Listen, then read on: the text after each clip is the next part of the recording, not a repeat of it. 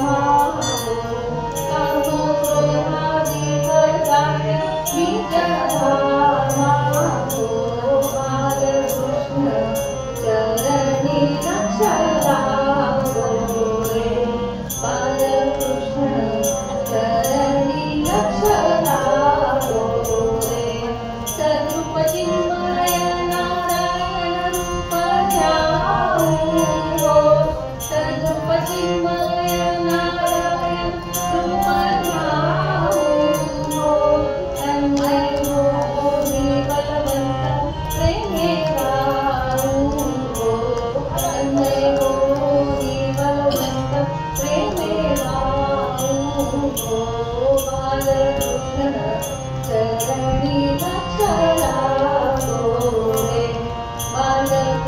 चरणी लक्ष लागो रे, लक्ष लागो रे, लक्ष लागो रे. राम राम सीताराम सीताराम, राम राम राम राम सीताराम सीताराम, राम राम राम राजा राम सीताराम, राम राम राम राजा राम सीताराम, राम राम राम राम राजा राम सीताराम, राम राम राम राम राजा राम सीताराम, राम राम राम राजा राम सीताराम, राम राम राम राजा राम सीताराम, राम राम राम राम राजा राम सीताराम, राम राम राम राम राजा राम सीताराम, राम राम राम राजा राम सीताराम, राम राम राम राजा राम सीताराम.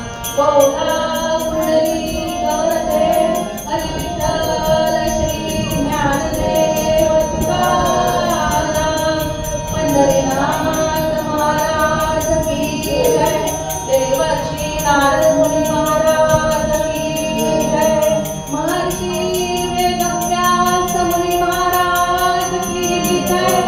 जय जय रघुवीर समर्थ मंगलमूर्ती मोरया.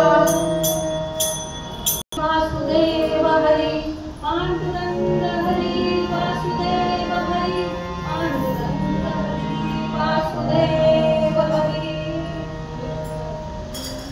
भक्तीचा जिव्हाळा तुझी दैवाचा पुतळा, जाणे भक्तीचा जिव्हाळा तुझी दैवाचा पुतळा, आणि करणे माझे मना भोगा पंडित शहाणा, आणि करणे माझे मना भोगा पंडित शहाणा, जाणे भक्तीचा जिव्हाळा तुझे दैवाचा पुतळा, जाणे भक्तीचा जिव्हाळा तुझे दैवाचा पुतळा.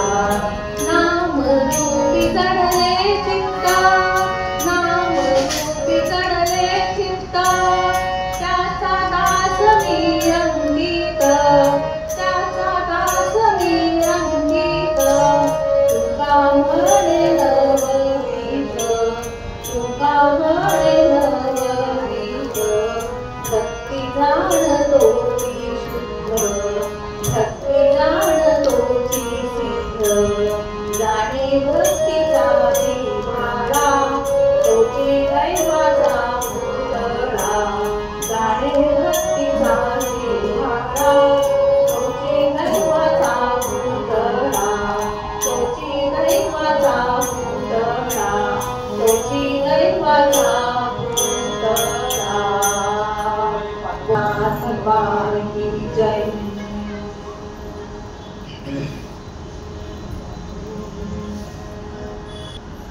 सामग्र्या भक्तिरेव गरीयसी, स्वस्वरूपानुसंधानं भक्तिरित्याभिधीयते.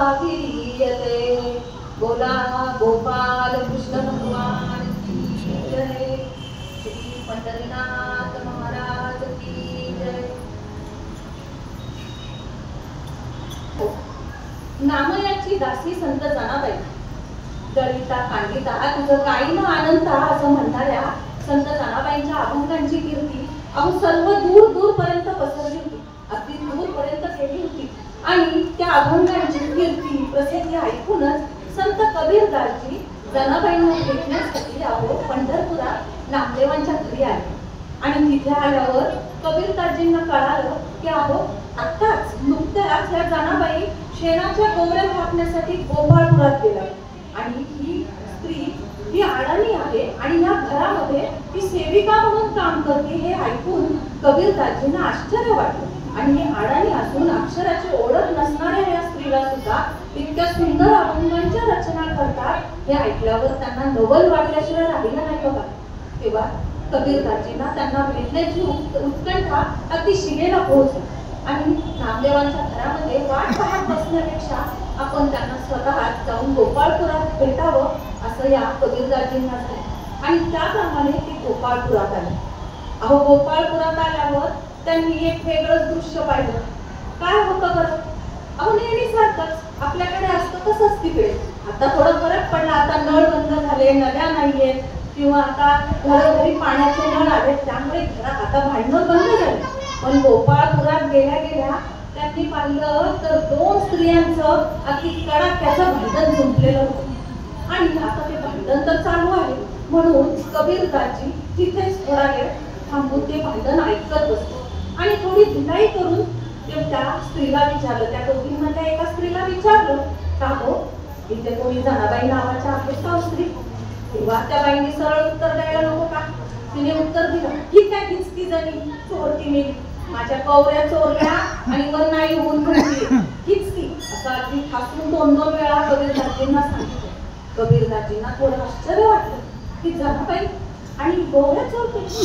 पण थोडा वेळ थांबून पुन्हा खात्री करून घेण्यासाठी, आपल्याला सवय असते ना परत जाऊन विचारायचं नक्की खरं आहे की नाही, तसं कबीरदासजींनी पण केलं.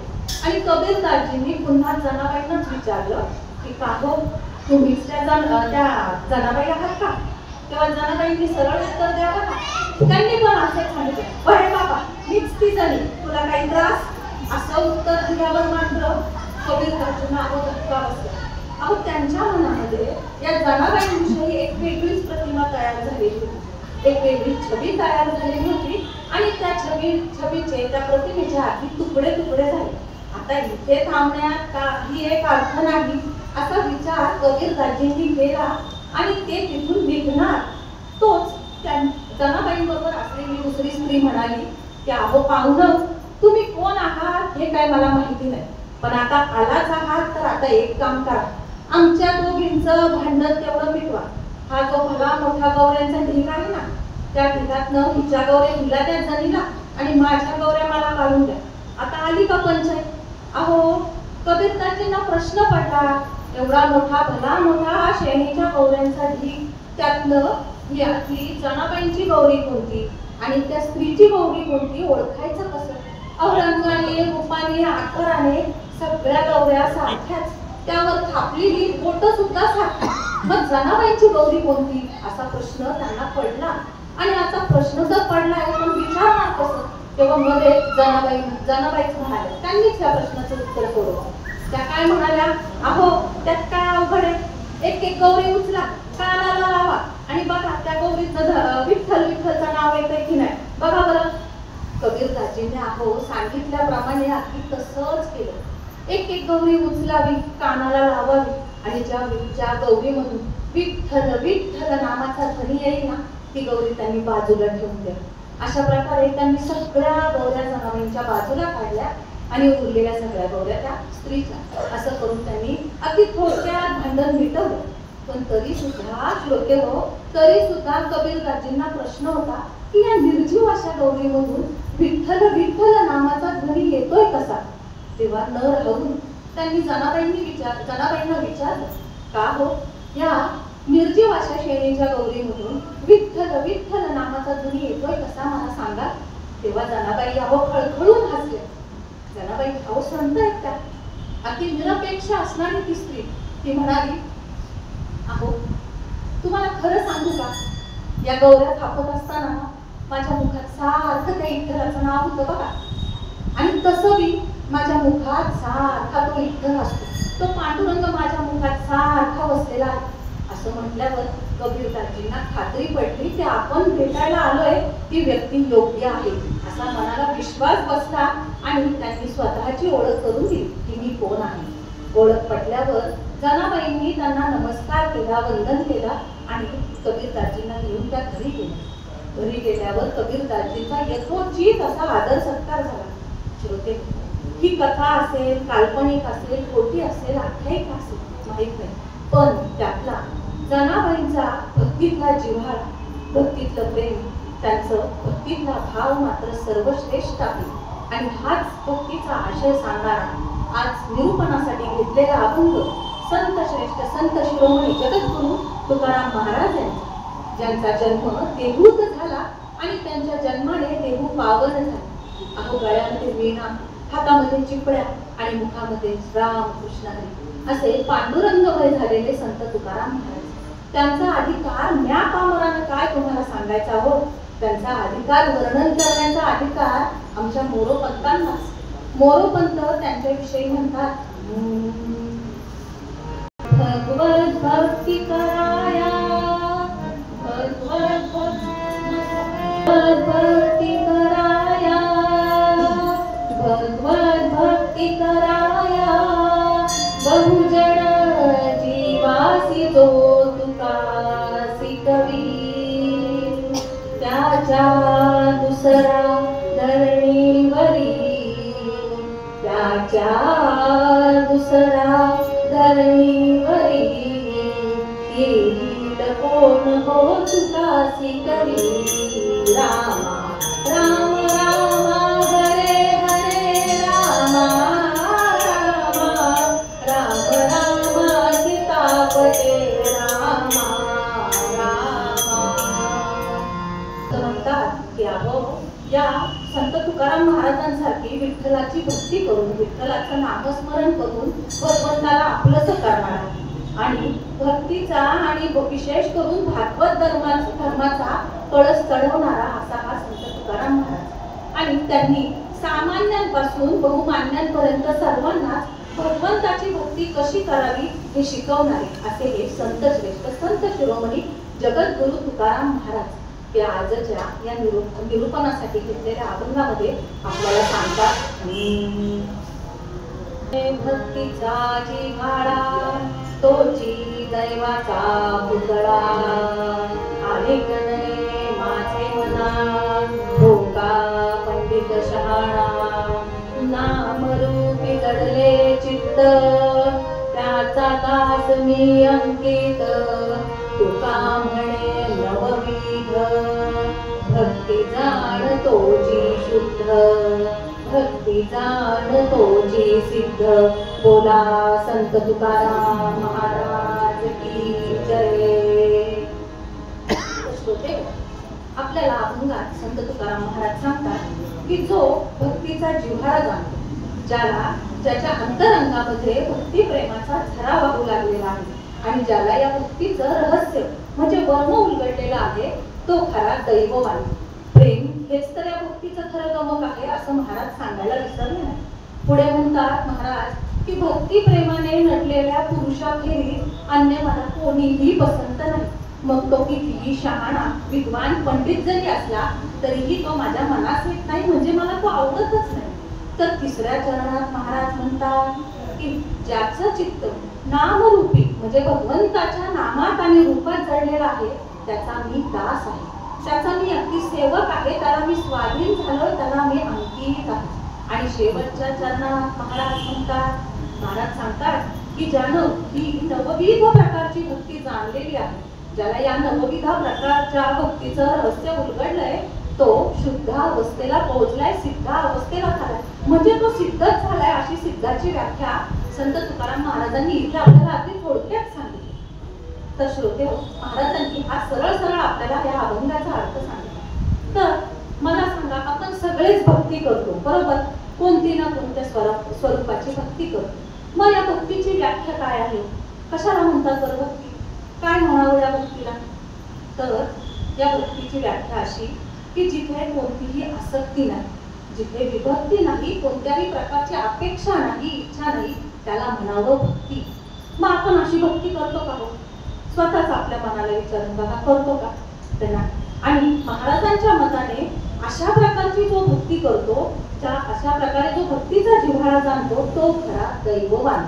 मग आता मला सांगा, आपण लौकिकात म्हणजे तुम्ही काय मी स्वतः, आपण लौकिकात राहणारी माणसं, प्रपंचात राहणारी, मग आपण दैववान कोणाला म्हणतो? आपल्या दृष्टीने दैववान कोण खरा दैववान? भाग्यवान, नशीबवान असे अनेक नावं आहेत, अनेक विशेषणांनी ते ठरवलं जातं. मग दैववान कोण? तर दैववान आपण ह्याला म्हणतो, अहो अंबानीच्या घरातल्या मुलांची लग्न पाहिल्यावर आपल्याला हेवा वाटला की नाही? खरं सांग, आपल्या मुलांची पण अशी लग्न व्हावी असं वाटतं की नाही आपल्याला? म्हणून ती दैववान म्हणतो, वा वा काय नशीब काढलं पोरांनी असं वाटतं. एखाद्या लॉटरीचं मोठं तिकीट लागलं तरी त्याला आपल्याला वाटतं की तो किती नशीबवान. का असं वाटतं? कारण त्याला काहीही कष्ट न करता या सगळ्या गोष्टी मिळाल्या म्हणून असं वाटतं.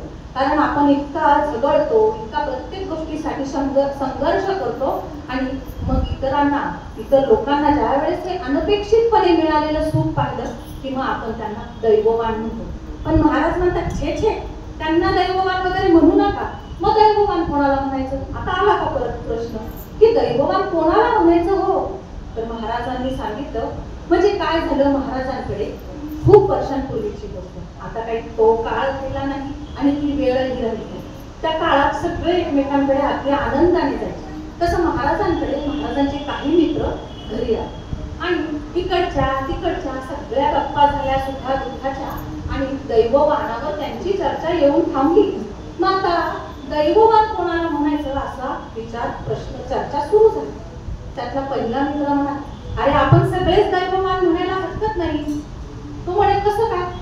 अरे दैववान आपण कसं नाही म्हणजे? अरे 84 लक्ष योनी फिरून हा नरदेह प्राप्त झाला, मग आपण दैववानच आहे ना. तो म्हटला छे छे, काय करायचं ह्या नरदेहाचं? पशु योनी नसू देत पण नरदेह असून तरी काय उपयोग? तो 18 विश्वे दारिद्र्यात पिचत पडलाय आणि त्या नरदेहाचं घेऊन काय बसला? ज्याच्याकडे पैसा त्याने येऊन बैसा, असा आजचा नियम कलियुगाचा. मग ज्याच्याकडे पैसा तोच खरा दैववान. तिसरा म्हणाला नाही रे, हे पण काही पूर्ण वाटत नाही मला, दैववान इथे कमीच पडते. मग कोण बरं दैववान? तो म्हटला अरे नरदेह आहे, पैसा आहे, पण त्याचा वरचा मजला जर रिकामा असेल तर, त्याला जर अक्कलच नसेल तर दैववान म्हणता येईल का? तर चौथा म्हटला अरे ते पण बरोबर आहे तुझं, पण नरदेह तर प्राप्त झालाय, पण तो देह लुळा, लंगडा, पांगळा, आंधळा, बहिरा, मुका असा जर व्यंगांनी परिपूर्ण असेल तर त्या नरदेहाचं करायचं काय? महानरदेह दैववान म्हणता येईल का? त्यांची अशी चर्चा सुरूच झाली. काही समजे ना की नक्की दैववान म्हणावं कोणाला. महाराज तिथेच बसले होते, ऐकत होते शांतपणे. म्हटले चला आपण महाराजांकडे जाऊन विचारूया. आणि महाराजांना विचारलं, महाराज सांगा बरं दैववान कोणाला म्हणायचं? महाराज म्हणाले, अरे नरदेह प्राप्त झाला ही गोष्ट अगदीच सत्य, अगदी बरोबर आहे. कारण नरदेहाशिवाय आपल्याला काही करताच येत नाही, त्यामुळे नरदेह पाहिजेच पाहिजे. पण या नरदेहाच्या माध्यमातून जो भगवंताची प्राप्ती करून घेतो आणि भगवंताची प्राप्ती करून जो मोक्षापर्यंत पोहोचतो ना, त्याला म्हणावं दैववान. हा खरा दैववान असं महाराजांचं म्हणणं आहे. मग आता परत प्रश्न आला, आता हा मोक्ष मिळवायचा कसा? महाराज म्हणाले अरे सोपं आहे ना, तुम्हाला मगाशीच सांगितलं. म्हणून कसं? अरे मोक्ष म्हणून काय घेऊन बसलाय? मोक्ष म्हणजे काय? मोहाचा क्षय, आपल्या वासनांचा क्षय करणे, याला म्हणावं मोक्ष. आणि मोक्ष कधी मिळतो? तर जिवंत असताना मिळतो तो मोक्ष, आणि मृत्यूनंतर मिळते ती गती. म्हणजे काय होतं? जिवंत असताना आपल्याला अनेक इच्छा असतात, अनेक वासना असतात. खाण्याची, पिण्याची, फिरण्याची, निघण्याची सगळ्याची वासना असते. मग त्या सगळ्या वासनांचा त्याग करायचा. त्याग म्हणजे कुठेच जायचं नाही असं आहे का? मुळीच नाही. तर ते कुठेही जा पण त्यात मन गुंतवायचं नाही, म्हणजे तो झाला मोक्ष. आणि त्याची सवय करावी लागते. आणि मृत्यू समीप आल्यावर या ज्या वासना, इच्छा म्हणतो ना आपण, त्या जरी आपल्या मनात सुप्तपणे जरी शिल्लक राहिल्या तर मात्र आपल्याला ती गती मिळते, म्हणजे पुढची योनी आपल्याला तीच मिळते. अहो जडभरताची कथा माहीतच असेल ना तुम्हाला. जडभरताला मृत्यू समयाला त्या हरणाचा छंद काय लागला होता अख्ख्या आयुष्यभर, आणि हरणाचं स्मरण काय झालं आणि पुढच्या जन्माला तो हरिण झाला. म्हणजे मोक्ष मिळवायचा म्हणजे आपल्याला त्यासाठी सवय करावी लागते. मग आता तुम्हीच ठरवा, आपल्याला मोक्ष मिळवायचा आहे की गती, हे ज्याचं त्यांनी ठरवायचं. मग आता या मोक्षापर्यंत जायचं कसं हा पण प्रश्न पडला. त्यासाठी काहीतरी साधन असेल ना? सगळ्यांनी महाराजांना विचारलं. तर महाराज म्हणाले आहे ना, अगदी सोपं, साधं, सुलभ असं साधन आहे. मग ते कोणतं? अहो ते म्हणजे भक्ती मार्गाचं. मग ही भक्ती खरंच सोपी आहे का? दिसायला ती सोपी दिसतीये, मग ती सोपी आहे का खरोखर? तर महाराज म्हणाले नाही, भक्ती सोपी नाही. ही भक्ती सुळावरची पोळी आहे. म्हणजे पोळी खायची म्हणजे सूळ चढावाच लागणार, म्हणजे सूळ पोटात मारल्याशिवाय तुम्हाला भक्ती काही प्राप्त होणार नाही. मग आता भक्ती कशी? अहो साधं उदाहरण घ्या आपलं रोजच्या जीवनातलं. ब्रह्मचैतन्य गोंदवलेकर महाराज काय सांगतात आपल्याला? काय सांगतात? अजूनही त्यांचं नामस्मरणाचा आग्रह आहे. रोज सांगतात नामस्मरण करा, नामाच्या अनुसंधानात राहा. पण आपलं नाम, आपण प्रापंचिक, आपलं नाम किती टिकतं? सत्संगाला जाऊन आल्यावर, काही चांगल्या गोष्टी ऐकल्यावर, कीर्तनाला प्रवचनाला गेल्यावर तिथून घरात जाईपर्यंत आपलं नाम टिकतं। आणि जेव्हा आपण घराचा उंबरा ओलांडला तर मात्र काय होतं, प्रपंचातले विषय आपल्या मानगुटीवर येऊन बसतात। मग काय, उद्या मुलीला पाहायला पाहुणेच येणारे, मुलाला ऍडमिशन घ्यायची आहे, तिथे डोनेशन भरायचंय, असे अनेक प्रश्न आपल्या पुढे येतात आणि नामाचा आपल्याला हळूहळू विसर पडून जातो। म्हणजे नामाचं अनुसंधान राहतं का हो? नाही राहत। म्हणूनच महाराजांना सांगावं लागलं, भक्ती साधी दिसत असली, सामान्य असली तरी सामान्य मुळीच नाही, तर ती काय आहे, सुळावरची पोळी आहे। पण थोडक्यात सांगण्याचं तात्पर्य हे की भक्ती सामान्य दिसत असली, सोपी असली तरी इतर जे भगवंताच्या प्राप्तीचे मार्ग आहेत त्या मानाने मात्र भक्ती साधन अत्यंत सुलभ आहे, सोपं आहे। मग इतर मार्ग कोणते, तर महाराजच आपल्याला एका अभंगात सांगतात, देहाची योगे योग यागते, देहाची योगे ज्ञानाची लागे सापडसी, ज्ञानाची लागे सापडसी।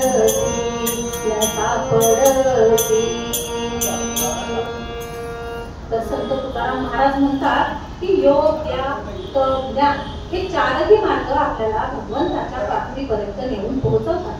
पण ते मार्ग कसे आहेत हो? ते मार्ग अत्यंत कठीण आहे, त्याच्यावरची साधना सामान्यांना झेपावणारी नाही, पेलवणारी नाही। त्यामुळे या मार्गांच्या वाटेला शक्यतो कोणी जात नाही। आणि जे गेले ते सगळेच तिथपर्यंत पोहोचले नाही, तर त्यांनी अर्ध्यावरतीच हा मार्ग सोडून दिला। अब साधा योग मार्गाचा आपण विचार करूया। योग मार्गात काय होतं, योग मार्गामध्ये काय करावं लागतं? आता सगळ्यांनाच योग माहिती आहे, सकाळी सकाळी आपण टीव्हीवर पतंजली योग पाहतो, योगासनं पाहतो, सगळ्यांनाच माहिती काय करावं लागतं, तर शरीराला कष्ट द्यावे लागतात। पण शरीराला जरी कष्ट दिले तरी आपल्या वासनांवरती विजय मिळवलाय का आपण? मुळीच नाही। म्हणजे योग मार्गात आपल्याला पहिल्यांदा करावा लागतो तो इंद्रियांचा निग्रह, इंद्रियांचं दमन, आणि हे प्रापंचिकांना करणं शक्य होत नाही। अहो इतकंच कशाला, ज्यांनी 1400 वर्षाचं आयुष्य जगले असे चांगदेव महाराज, त्यांना सुद्धा योग बलाच्या सामर्थ्यावर त्यांनी 14 वेळा आलेला अपमृत्यू टाळला आणि 1400 वर्षांचं आयुष्य प्राप्त केले।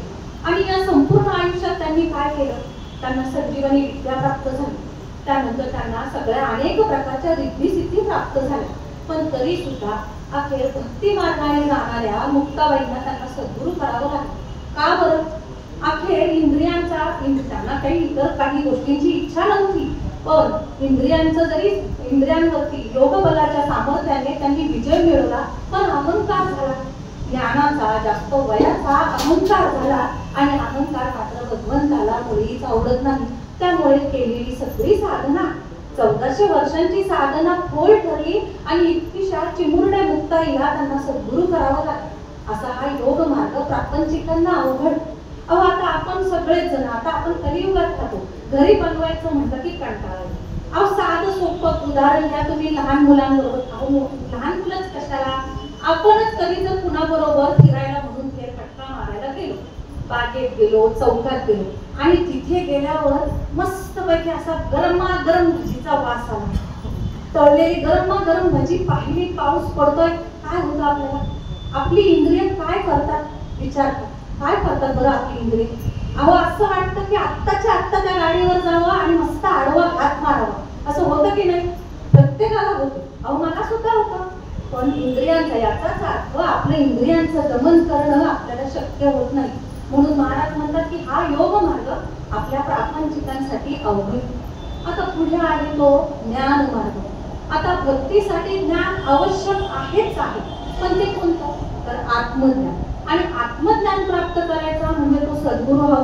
आता हे कलियुगात अनेक केशरी वस्त्र धारण केलेले, गळ्यात माळा घातलेले, कपाळाला भारीला भस्म लावलेले अनेक गुरु भेटतील, पण ते सगळेच सद्गुरू असतील का? तर नाही। मग सद्गुरूंच्या शिवाय आपल्याला आत्मज्ञानाची प्राप्ती होऊ शकत नाही। आणि बरं, ज्ञानाची जरी प्राप्ती केली तरी ज्ञान किती स्वरूपात आहे? अमर्याद स्वरूप आहे त्या ज्ञानाचं। अफाट विशाल असं ते ज्ञान आहे. आणि आपल्याला या कलियुगात आपण जगतोय. आपलं आयुष्य किती आहे? इन मीन 70, 80, 90 जास्तीत जास्त अगदी डोक्यावरून पाणी गेलं 100 वर्षांचं आयुष्य आपलं. म्हणून तर एक शास्त्रकार काय म्हणतात, शास्त्रे फार अपार जीवित तुझे अत्यल्प रे मानवा. का बरं असं म्हणाले ते? अहो, सतयुगात, त्रेतायुगात आणि द्वापार युगात मनुष्याची आयु मर्यादा फार मोठी होती. भरपूर मोठं आयुष्य त्यांना मिळायचं. म्हणजे कोणी सांगतं 1000 वर्ष, कोणी सांगतं 10,000 वर्ष ती लोक जगली. म्हणजे त्यांना तेवढं आयुष्य प्राप्त झालं. मग आता इतक्या मोठ्या आयुष्यात त्यांना ज्ञान संपादन करण्यासाठी वेळच वेळ मिळाला ना. त्यांना सद्गुरूंचीही प्राप्ती झाली आणि ज्ञानही संपादन करता आलं. पण आता काळ बदलला, जीवनशैली बदलली आणि काळानुरूप कलियुगातलं माणसाचं आयुष्य सुद्धा कमी झालं. जेमतेम 70, 80, 90, 100 वर्षाचं आयुष्य. मग आता या इतक्या कमी आयुष्यात इतकं सगळं ज्ञान प्राप्त करायचं कसं? म्हणून तर एक कवी कशाला? आपले संत तुकाराम महाराजच एक आव्हानार्थ म्हणतात,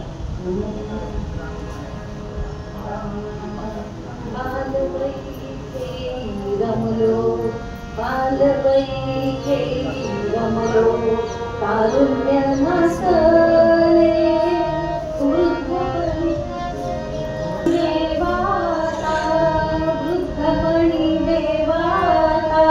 वृद्धपणी देवाता दिसे पैदतीर, दिसे पैदतीर.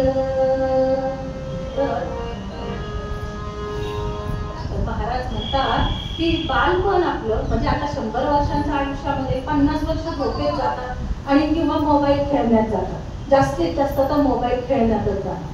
मग आता या बालपणातले म्हणजे बालवय हे आपलं खेळण्यामध्ये मस्ती करण्यात गेलं. तारुण्याची मस्ती, तारुण्याचा उपभोग घेण्यात संपलं. आता उरलं काय? ते वृद्धावस्था.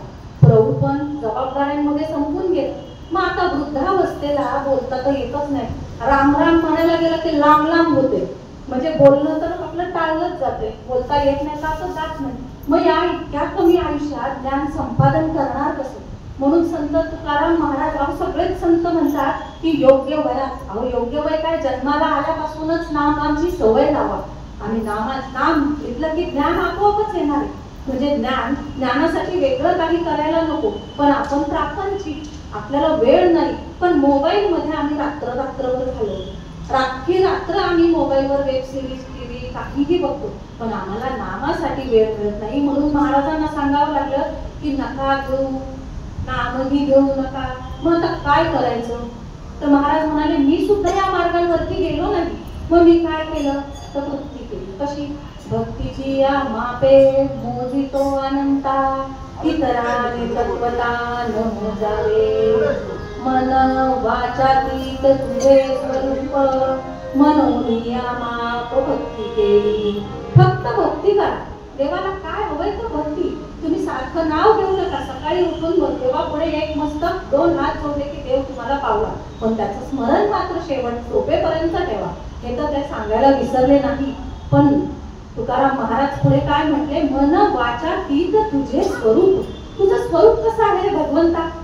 तुझं स्वरूप ह्या 4ही वाणी, परा, पश्यंती, मध्यमा आणि वैखरी, या 4ही वाणींच्या पलीकडे असणारा तू कसा आहेस? तर तू अनादी आहेस, निर्गुण आहेस, निराकार आहेस, निरअवयव आहेस, तू निश्चलही आहेस आणि तू अगदी ब्रह्म आणि शाश्वत आणि सत्य आहे. मग आता श्रोते हो, मला एक सांगा, संत तुकाराम महाराज इतक्या उच्च पदाला पोहोचलेले, अगदी सदैव वैकुंठाला गेलेले, त्यांना भगवंताचं मूळ स्वरूप माहित नसेल का? माहिती. त्यांना त्या भगवंताचं मूळ स्वरूप माहिती आहे. पण आपल्यासारख्या प्रापंचिकांना त्यांचं स्वरूप समजावं म्हणून त्याला सगुणात आणून दिलं, त्याला सगुण रूप दिलं आणि त्याची भक्ती करायला संत तुकाराम महाराजांनी सांगितलं. कशी? तर भरभरून महाराज म्हणतात मनोनिया माप भक्ती केली. ती भक्ती कशी करायची? तर भरभरून करायची. भले तुम्ही त्याला काहीही देवा पण प्रेमाने द्या. आता ही भक्ती कशी करायची? तर त्यासाठी या गादीचे मालक म्हणजे देवर्षी नारद म्हणून ते काय सांगतात बरं त्यांच्या भक्ती सूत्रांमध्ये? त्यांची सूत्र घेतल्याशिवाय कोणतं कीर्तन पूर्णच होत नाही. ते कीर्तनामध्ये सूत्र घ्यावंच लागतं. तेच सांगतात की सात्वस्मिन् परम प्रेम रूपा. तर देवर्षी नारद मुनी म्हणतात की त्या भगवंताविषयी परम प्रेम असणं म्हणजे भक्ती होती. अस्मिन म्हणजे कोण? अस्मिन म्हणजे मी स्वतःच तो भगवंत स्वरूप आहे या जाणीवेनं भगवंतावर प्रेम करायचं. मग आता असं प्रेम कोणी केलं? तर असं प्रेम केलं ते संत मीराबाईंनी. सगळ्या संतांनी केलं, शबरी मातेनं सुद्धा केलं, रामकृष्ण परमहंसांनी सुद्धा तसं प्रेम केलं आणि भगवंताला प्राप्त करून दिलं. पण आपलं व्यवहारातलं प्रेम कसं आहे? आपण सगळेजण प्रेम करतो, खरंच करतो. प्रत्येकाचं प्रत्येकावर, घरातल्या प्रत्येक कुटुंबावर, अहो स्त्रीचं तर तिच्या मुलाबाळांवर तर प्रेम असतं, जीव ओतून ती प्रेम करते. पण तिचं सासू सासऱ्यांवर, घरातल्या मोठा दीर असेल, जाऊबाई असेल, धाकटी दीर जाऊ कुणी असू देत, नंदा असतील, आई वडील असतील, भाऊ भाऊजे असतील, सगळ्यांवरती आपली प्रेमच करते. पण आता कलियुगातल्या प्रेमाचा आता इथे विषय नको, कारण ते प्रेम सांगत बसते तर वेळ पुरणार नाही. मग या सगळ्यांवरती प्रेम करते. पण हे प्रेम कसं आहे? बरं हे प्रेम? या प्रेमामध्ये आहे व्यवहार. आपला जो प्रपंचातल्या प्रेमामध्ये लागतो तो व्यवहार लागतो. आई वडील मुलावर प्रेम का करतात? म्हातारपणाची काठी म्हणून आई वडील मुलांवर प्रेम करतात. लहान मूल आईवर प्रेम का करतं? तिच्याशिवाय आपलं काही होणारच नाही याची जाणीव म्हणजे इथेही व्यवहार. मित्रमैत्रिणींचं प्रेम ते कसं? शाळेत गेल्यावर तुम्हाला वही दे, मी तुला पुस्तक देतो, म्हणजे झाला इथे पुन्हा व्यवहार. म्हणजे सगळीकडे आहे तो व्यवहार आहे. मग या प्रेमामध्ये, या भक्तीमध्ये व्यवहाराला किंमत शून्य. तिथे प्रेमात हा व्यवहार आला की तुमचं प्रेम संपलेलं असतं. मग ते कोणत्याही नात्यातलं असू दे, त्या प्रेमाला किंमत राहत नाही. मग भगवंताच्या बाबतीत मात्र तो व्यवहार चालत नाही हो, तो व्यवहार मुळीच चालत नाही. मग त्या भगवंतावर प्रेम कसं करावं लागतं? तर रामकृष्ण परमहंसांचा. अहो रामकृष्ण परमहंस कालिका मातेचे उपासक पुजारी स्वामी विवेकानंदांचे हे सद्गुरू. ते कालिका मातेची उपासना करायचे, तिचं पूजन अर्चन करायचे आणि त्यांच्या पूजेच्या वेळेस तिच्यासाठी जे उपचार करावे लागायचे, गंध, अक्षदा, फूल, फळ काय असेल ते तिला वाहताना, तिचा अभिषेक करताना ते इतके देहभान विसरायचे की ते सगळं स्वतःच्या मस्तकावरती ओतून घ्यायचे, लावून घ्यायचे. अगदी दुधाचं पात्र सुद्धा ते स्वतःच्या मस्तकावरती ओतून घ्यायचे. तितकी त्यांची भाव समाधी लागायची. इतका ते त्या कालीच्या मातेच्या उपासनेमध्ये एकरूप होऊन जायचे. अशी ही भक्ती. आणि या भक्तीमध्ये त्यांचं काय होतं? तर त्या मातेविषयी होता प्रेमाचा अत्यंतिक असलेला जिव्हाळा. कारण प्रेमाशिवाय भक्ती होऊच शकत नाही. आणि जिथे प्रेम नसेल तिथे होतो तो फक्त आणि फक्त व्यवहार. म्हणूनच तर नाथ महाराज आपल्याला जिथे प्रेम नसेल तिथे काय होतं ते सांगतात. विन श्रुती स्मृती ज्ञान प्रेमे विन भजन पूजन प्रेमे विन ध्यान पूजन पदार्था. बोला सद्गुरुनाथ महाराज की जय. एकनाथ महाराज म्हणतात की तुम्ही कितीही पुराण वाचा, 18 पुराण, 64 कला, 64 विद्यांचा अभ्यास करा, वेदांचा अभ्यास करा. अहो इतका कशाला? आता श्रावण महिना चालतो, प्रत्येकाच्या घरामध्ये काही ना काही पोथी पारायण चालू आहे आणि कुणाकडे तर सत्यनारायण चालू आहे. काही जणांना कशी सवय असते बघा. अहो आम्ही गेले कित्येक वर्ष दरवर्षी 108 सत्यनारायण करतो. किती दिमाखात सांगतात. पण तेवढ्याच दिमाखात तेवढं प्रेम भगवंतापाशी लावलंय का त्यांनी? हे कधी पाहिलंय आपण? आपण काय करतो? अरे वा, त्यांनी 108 पारायण केली, आपण एक तरी करूया, आपण एक तरी सत्यनारायण घालूया. आणि त्यांनी केलं म्हणून आपण करायला जातो. म्हणजे काय झालं त्यामध्ये? व्यवहार तर झालाच झाला, पण प्रेम राहिलं का? प्रेम आहे का? तुमच्या त्या कृतीमध्ये काहीतरी प्रेमाचा लवलेश आलाय का? काहीही आला नाही. अहो आपण कीर्तन प्रवचनाला जातो, पिक्चरला गेल्यावर आपल्या पायात चप्पल असतेच, पण कीर्तनाला प्रवचनाला गेलो तर कंपल्सरी आपल्याला चप्पल बाहेर काढावी लागते. आणि योगायोगाने त्याच दिवशी तुम्ही नवीन चप्पल घेतली. विचार करा, तुम्ही नवीन चप्पल घेतलेली आहे आणि भगवंताच्या दारातून देवाचं दर्शन घेऊन तुम्ही इथे बसला. तुमचं लक्ष कुठे असतं? काय असतात मनात विचार? नवी कोरी चप्पल आहे, 1000 रुपयाची चप्पल आहे, सगळं लक्ष तिथे का? माझी चप्पल कोणी घेऊन गेलं तर? मग भगवंताची प्राप्ती, जर तुमचं सगळं जर लक्ष प्रेम त्या चपलेमध्ये प्रेम असेल तर तुम्हाला भगवंताची प्राप्ती कशी होईल? मग नाथ महाराज म्हणतात, केलेलं सगळं व्यर्थ गेलं. म्हणजे केलेलं तुम्ही जे कार्य आहे ते सगळं व्यर्थ गेलं, कारण मनात थोडी तरी शंका कुशंका आली. म्हणजे भगवंतावरचा विश्वास कमी झाला. ज्यावेळेस आपण भगवंताच्या दारात आल्यावर त्याचा उंबरा ओलांडला की मागे पाठीमागे जे काय आहे त्याचा विचार सोडून द्यावा लागतो. इतकं प्रेम त्या भगवंतावर करावं लागतं. मग अशा प्रकारे ज्यावेळेस आपण प्रेम करतो तरच भगवंताची प्राप्ती होते. अहो, मग असं प्रेम कुणासारखं करायला हवं? तर नामदेव महाराजांसारखं. अहो, नामदेव महाराज कीर्तनाला उभे राहायचे तेव्हा काय व्हायचं? नामदेव कीर्तन करी पुढे नाचे पांडुरंग. नामदेव महाराज कीर्तनाला उभे राहिले. त्यांचा फक्त रामकृष्ण हरी गजर झाला की त्या देवाला चैनच पडायची नाही गाभाऱ्यात. तो तिथून कटेवरचे हात सोडायचा आणि कीर्तनामध्ये येऊन नाचण्यात दंग होऊन जायचा. असं त्या भगवंताविषयी नामदेव महाराजांचं प्रेम होतं. आणि त्याला साक्ष होती ती साक्षात जनाबाईंची. जनाबाईंनी हा कीर्तन सोहळा अगदी आपल्या उघड्या डोळ्यांनी पाहिला. काय त्या जनाबाईंचं भाग्य! अहो, अशा या भाग्याचं वर्णन करताच येत नाही, इतकी वाणी अपुरी पडते. आणि इथे पुन्हा नारदांची सूत्रे उपयोगाला येतात.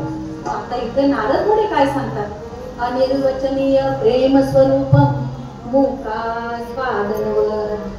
तर देवर्षी नारद मुनी म्हणतात की भक्ताचं भगवंतावर किती प्रेम आहे याचं वर्णन वाणीने करताच येत नाही. किती आहे? 1 किलो, 2 किलो, 5 किलो, 10 किलो, इतका शेर तितका शेर असं काही करता येत नाही. मग कुणासारखी स्थिती होते? देवर्षींनी सांगितलं मुखास्वादनवर. म्हणजे कशी? आता इथे कुणाच्या व्यंगावर कुणाला त्रास होईल असं मला बोलायचं नाहीये. जे देवर्षींनी सांगितलंय तेच इथे मी सादर करते. मुखास्वादनवर म्हणजे मुख्याप्रमाणे एखादा मुखा असतो आणि त्या मुख्याला आपण भोजनाला घरी बोलवतो. तर त्याला बोलवल्यावर तुम्ही पंचपक्वान्नाचं जेवण, आता तर व्रत वैकल्य चालू आहे, प्रत्येकाकडे रोज गोड गोड काहीतरी चालू आहे. हा महिनाभर गोड खाऊन कंटाळले. अगदी रोजच्या रोज अगदी गोडाचं जेवण आहे आणि मस्तपैकी पंचपक्वान्नांचं जेवण केलंय आणि त्या मुक्याला सांगितलं, ये बाबा जेवायला बस. आणि तो जेवायला बसला.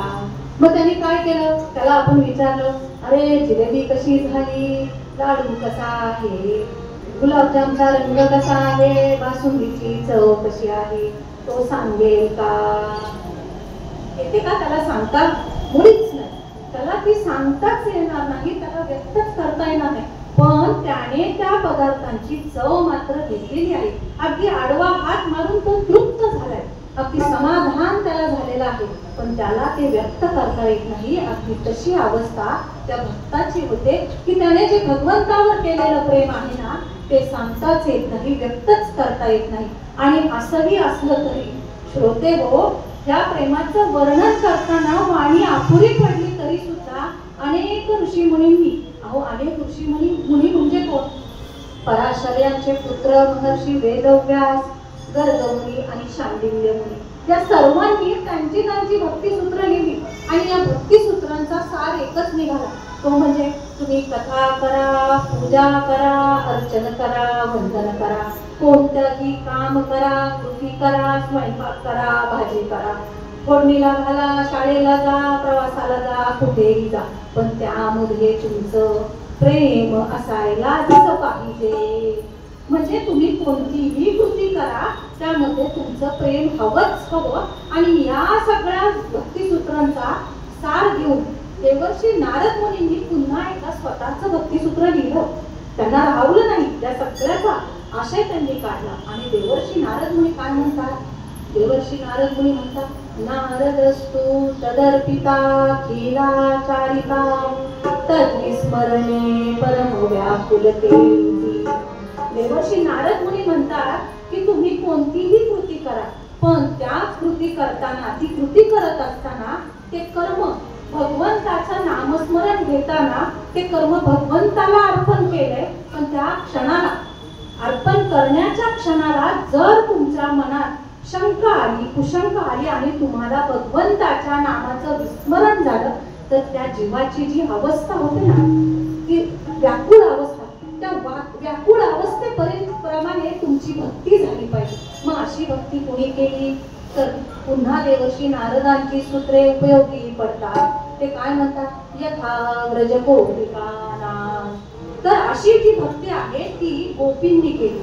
वृंदावनातल्या गोपी अहो सर्वश्रेष्ठ. अहो त्यांना प्रत्येक कार्यात हा कान्हा हवा हवासा वाटायचा.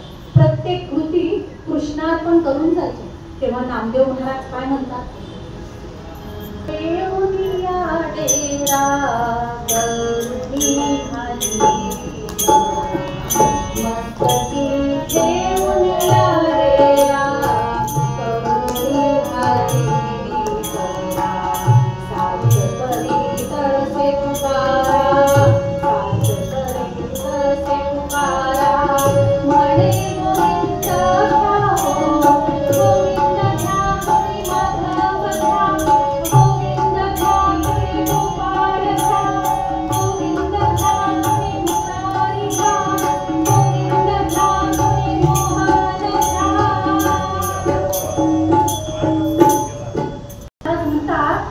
गोविंद बाजाराला निघायच्या आणि मस्तकावरती दूध दही लोण्याचा डेरा घेऊन निघायच्या. आणि मथुरेला गेल्यावर काय व्हायचं, अहो तिथे त्या दूध दह्याची विक्री करताना त्या काय म्हणायच्या, अहो कुणीतरी केशव घ्या, कुणीतरी मुरारी घ्या, कुणीतरी माधव घ्या, कुणीतरी गोपाळ घ्या. आणि असं त्यांनी म्हटलं की हे मथुरावासी त्यांना फिदी हसायचे. पण या गोपींचं त्या मथुरावासींकडे लक्षच नसायचं. मग त्या काय करायच्या, अगं कुणी निंदा किंवा वंदा हरिनाम घेण अमुका धंदा. अगदी या उक्तीप्रमाणे या गोपी वागायच्या. म्हणजे कशा, त्यांच्या हाताने त्यांचा जो व्यवहार चाललेला आहे, पण त्यांचं चित्त कुठे जडलंय तर त्या भगवंताच्या नामरूपात. जसं महाराज म्हणतात, नामरूपी जडले चित्त. म्हणजे त्यांच्या चित्तामध्ये त्या भगवंताचं नाम आणि रूप जडलेलं आहे. अहो एकदा काय झालं, या गोपींची परीक्षा घ्यावी असं त्या भगवान गोपाल कृष्णांना वाटलं. अहो रासलीला खेळायच्या त्या. भगवान गोपाल कृष्णांचं वय किती होतं, अगदी 6-7 वर्षाचं अवघं वय. पण तरी सुद्धा या वयाने मोठ्या मोठ्या गोपी, अगदी लहानांपासून 100-150 वर्षांची गोपी सुद्धा रासलीला खेळण्यात दंग होऊन जायची. आणि रासलीला खेळता खेळता भगवंताने ठरवलं की आता या गोपींची परीक्षा घ्यायलाच पाहिजे. या खरंच माझ्यावर प्रेम करतात का हे पाहूया तरी.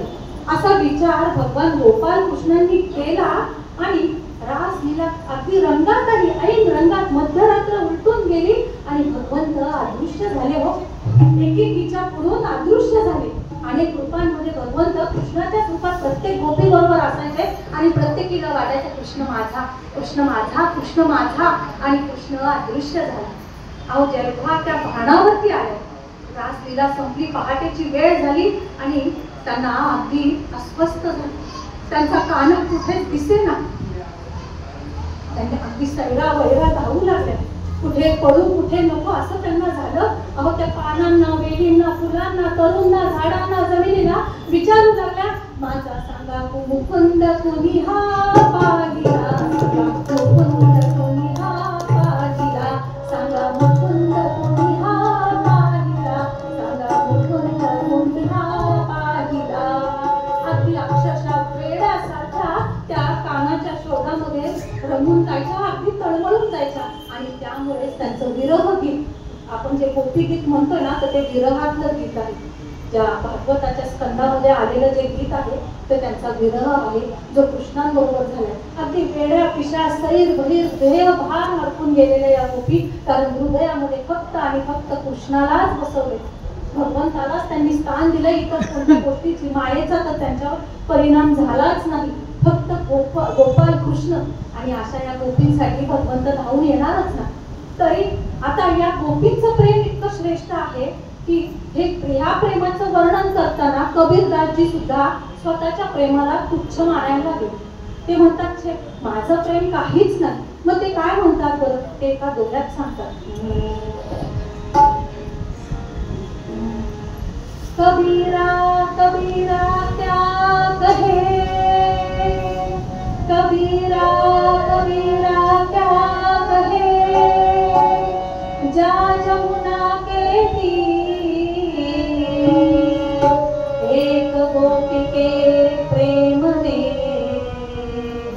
एक गोपी के प्रेम में बन गए कोटि कबीर, भजे राम गोविंद हरे, भजो रे भैया राम गोविंद हरे, भजो रे भैया राम गोविंद हरे।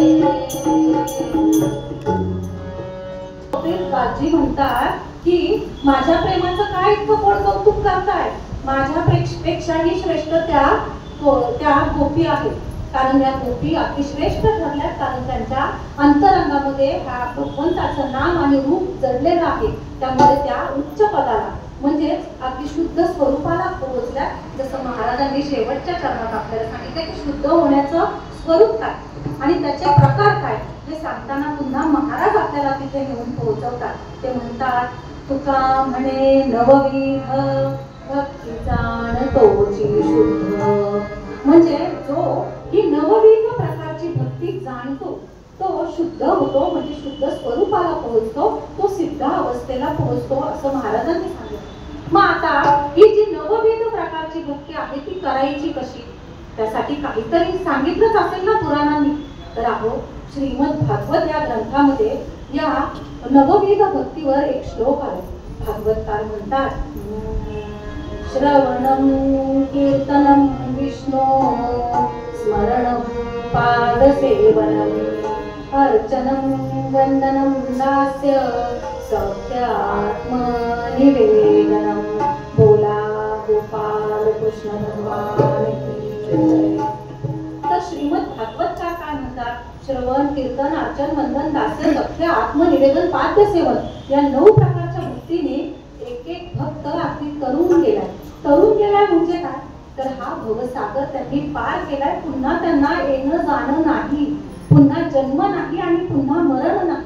मग अशा एकेका भक्तीचा जर तुम्ही आम्ही सगळ्यांनी जर स्वीकार केला, त्या भक्तीचा अंगीकार केला, तर भगवंताची कृपा आपल्यावर झाल्याशिवाय राहील का, तर नक्कीच होईल। आणि या भगवंताच्या या भक्तीसाठी कोणत्याही गोष्टीचा अडसर ठरत नाही बरं का, कारण या प्रेम भक्तीसाठी या ध्रुवाचं वय काय होतं, अगदी लहान असलेला तो ध्रुव त्यांनी काय ती भगवंतासाठी राजवाडा सोडला आणि जंगलात आला आणि भगवंताचा जप तप काय असेल ते केलं आणि भगवंताच्या अगदी लहान वयात प्राप्ती झाली। पण भगवंताने त्याला आढळ पद दिलं की जिथून त्याला कोणी खाली खेचणारच नाही असा तो ध्रुव वाढला। त्या सुदामांकडे काय होतं, अहो 18 विश्व दारिद्र्य असलेल्या त्या सुदाम्याने एक पुरचुंडी भरून पोहे भगवंतासाठी काय आणले आणि भगवंताने ते प्रेमाने चाखले, पण त्याची परतफेड मात्र झाली, काहीही भगवंत ठेवत नाही, तुम्ही काहीही द्या त्याची परतफेड मिळतेच मिळते, पण ते कसं, तर प्रेमाने। ते प्रेमाने आणलेले पोहे भगवंताने चाखले आणि त्या सुदाम्याला सुवर्णाची, त्याची द्वारका नगरी आहे सुवर्णाची, अगदी तशीच्या तशी सुदामा नगरी सुवर्णाची त्या सुदाम्याला भेट म्हणून दिली असा हा भगवंत। अहो भगवंत इतका दयाळू आहे, त्याने जातही पाहिली नाही। विदुराच्या कन्या, विदुर दासी पुत्र, पण त्या विदुराच्या कन्या सुद्धा अगदी प्रेमाने आवडीने खाल्ल्या। त्या गजेंद्राकडे ज्ञान काय होतं हो, गजेंद्राचा ज्या वेळेस मगरीने पाय काय तो पकडला आणि गजेंद्राने कळवळून त्या भगवंताला नारायण नारायण नारायण अशी हाक काय मारली आणि भगवंत धावून आला। त्याने सोंडेनं फेकलेलं एक कमळाचं फूल त्याने स्वीकारलं आणि भगवंताला धावत यावं लागलं। का बरं, तर त्या फक्त आणि फक्त प्रेमाने हाक मारल्यामुळे। मग अशी हाक आपण मारतो का, आपण स्वतःचं परीक्षण करायचं की आपण खरंच भगवंताची पूजा करताना आपण तेवढं प्रेम भगवंताच्या विषयी देतो का। अहो सकाळची देवपूजा बघा, सकाळची देवपूजा ते देव एकदाचे कधी पाण्यात घेतो, ते पाण्यात पडतात, त्यांना लागतं, एकदाचे तिथे ठेवले की त्यांचा गंध नाकात जातो, तोंडात जातो, गळ्यात जातो, कुठेही लागतो। म्हणजे ती देवपूजा सुद्धा आपली नीट होत नाही का। आणि एकदा ती देवपूजा केली, एक उदबत्ती ओवाळली, दिवा ओवाळला की तुम्ही तुमच्या प्रपंचाच्या विषयामध्ये गुरफटून जातात। मग त्या देवाला नक्की दिवसभरात पाणी हवे का लोणी हवे काही पाहतो का आपण, काहीही बघत नाही। मग तो भगवंत आपल्यासाठी धावून येईल का। मग आपण म्हणतो अरे माझं काही कामच झालं नाही, अरे तू हाका मार ना बाबा, तू हाका मार, तेवढ्या प्रेमाने आर्ततेने मार, जसा नामदेवांनी हाक मारली की तो कीर्तनात नाचायचा, गजेंद्राने हाक मारली तो धावून आला. अहो इतकंच कशाला, अर्जुनाचा अगदी त्याच्या घोड्यांचा खरारा भगवंताने आपल्या हाताने केला. अर्जुन आराम करायचा. त्या युद्धामध्ये कुरुक्षेत्राचं ते युद्ध अर्जुन दमायचा आणि रात्रभर त्या घोड्याला भगवंत त्याचा खरारा करायचा, त्याची स्वच्छता करायचे, त्याला चारा घालायचे. असा हा भगवंत. अहो नाथांच्या घरी ज्यांना आवडीनं कावडीनं पाणी भरलं, तो तुमच्या काय तुम्ही जर काही वाहिलं तर तो तुमच्या देण्याला भुललाय का हो? आपण म्हणतो अहो आम्ही सोन्याचा मोदक दिलाय, आम्ही नारळ दिलाय, असं जरी म्हटलं तरी भगवंताला ते हवंय का हो? भगवंताला या कशाचीही अपेक्षा नाही, कारण भगवंत फक्त तुमच्या भावाचा भुकेला आहे. आपण म्हणतो ना पत्रम पुष्पम फलम तोयम, मग तुम्ही पत्र वाहा, पुष्प वाहा, फूल वाहा, पण त्या भगवंताला अत्यंत प्रेमाने वाहा. तो फक्त तुमच्या त्या प्रेमासाठी धावत पळत येतोच येतो. मग अशी भक्ती केल्यावर असा जो भक्ती करणारा आहे तो मोक्षापर्यंत ठरणार नाही का, जाणार नाही का? बरं तो तिथे गेला म्हटलं तो दैववान होणार नाही का? अहो तो झाला, तो दैववानच झाला, कारण त्याला भगवंताचं सानिध्य लाभलं. म्हणून महाराज आता म्हणून रंगासाठी घेतलेल्या पदामध्ये म्हणतात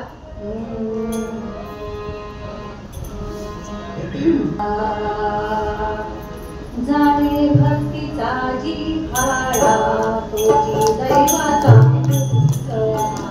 जाणे भक्तीचा जी भाडा तोची दैवाचा,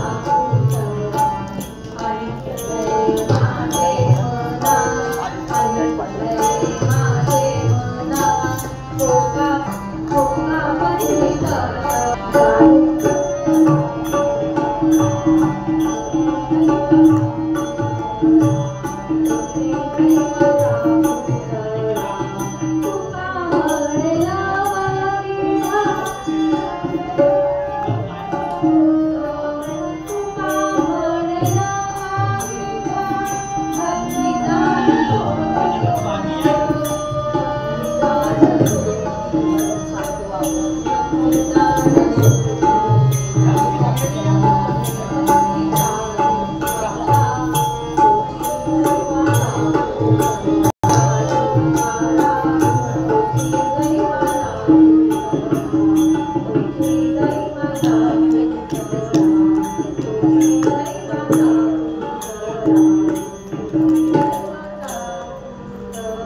गणपती बाप्पाचं महत्व.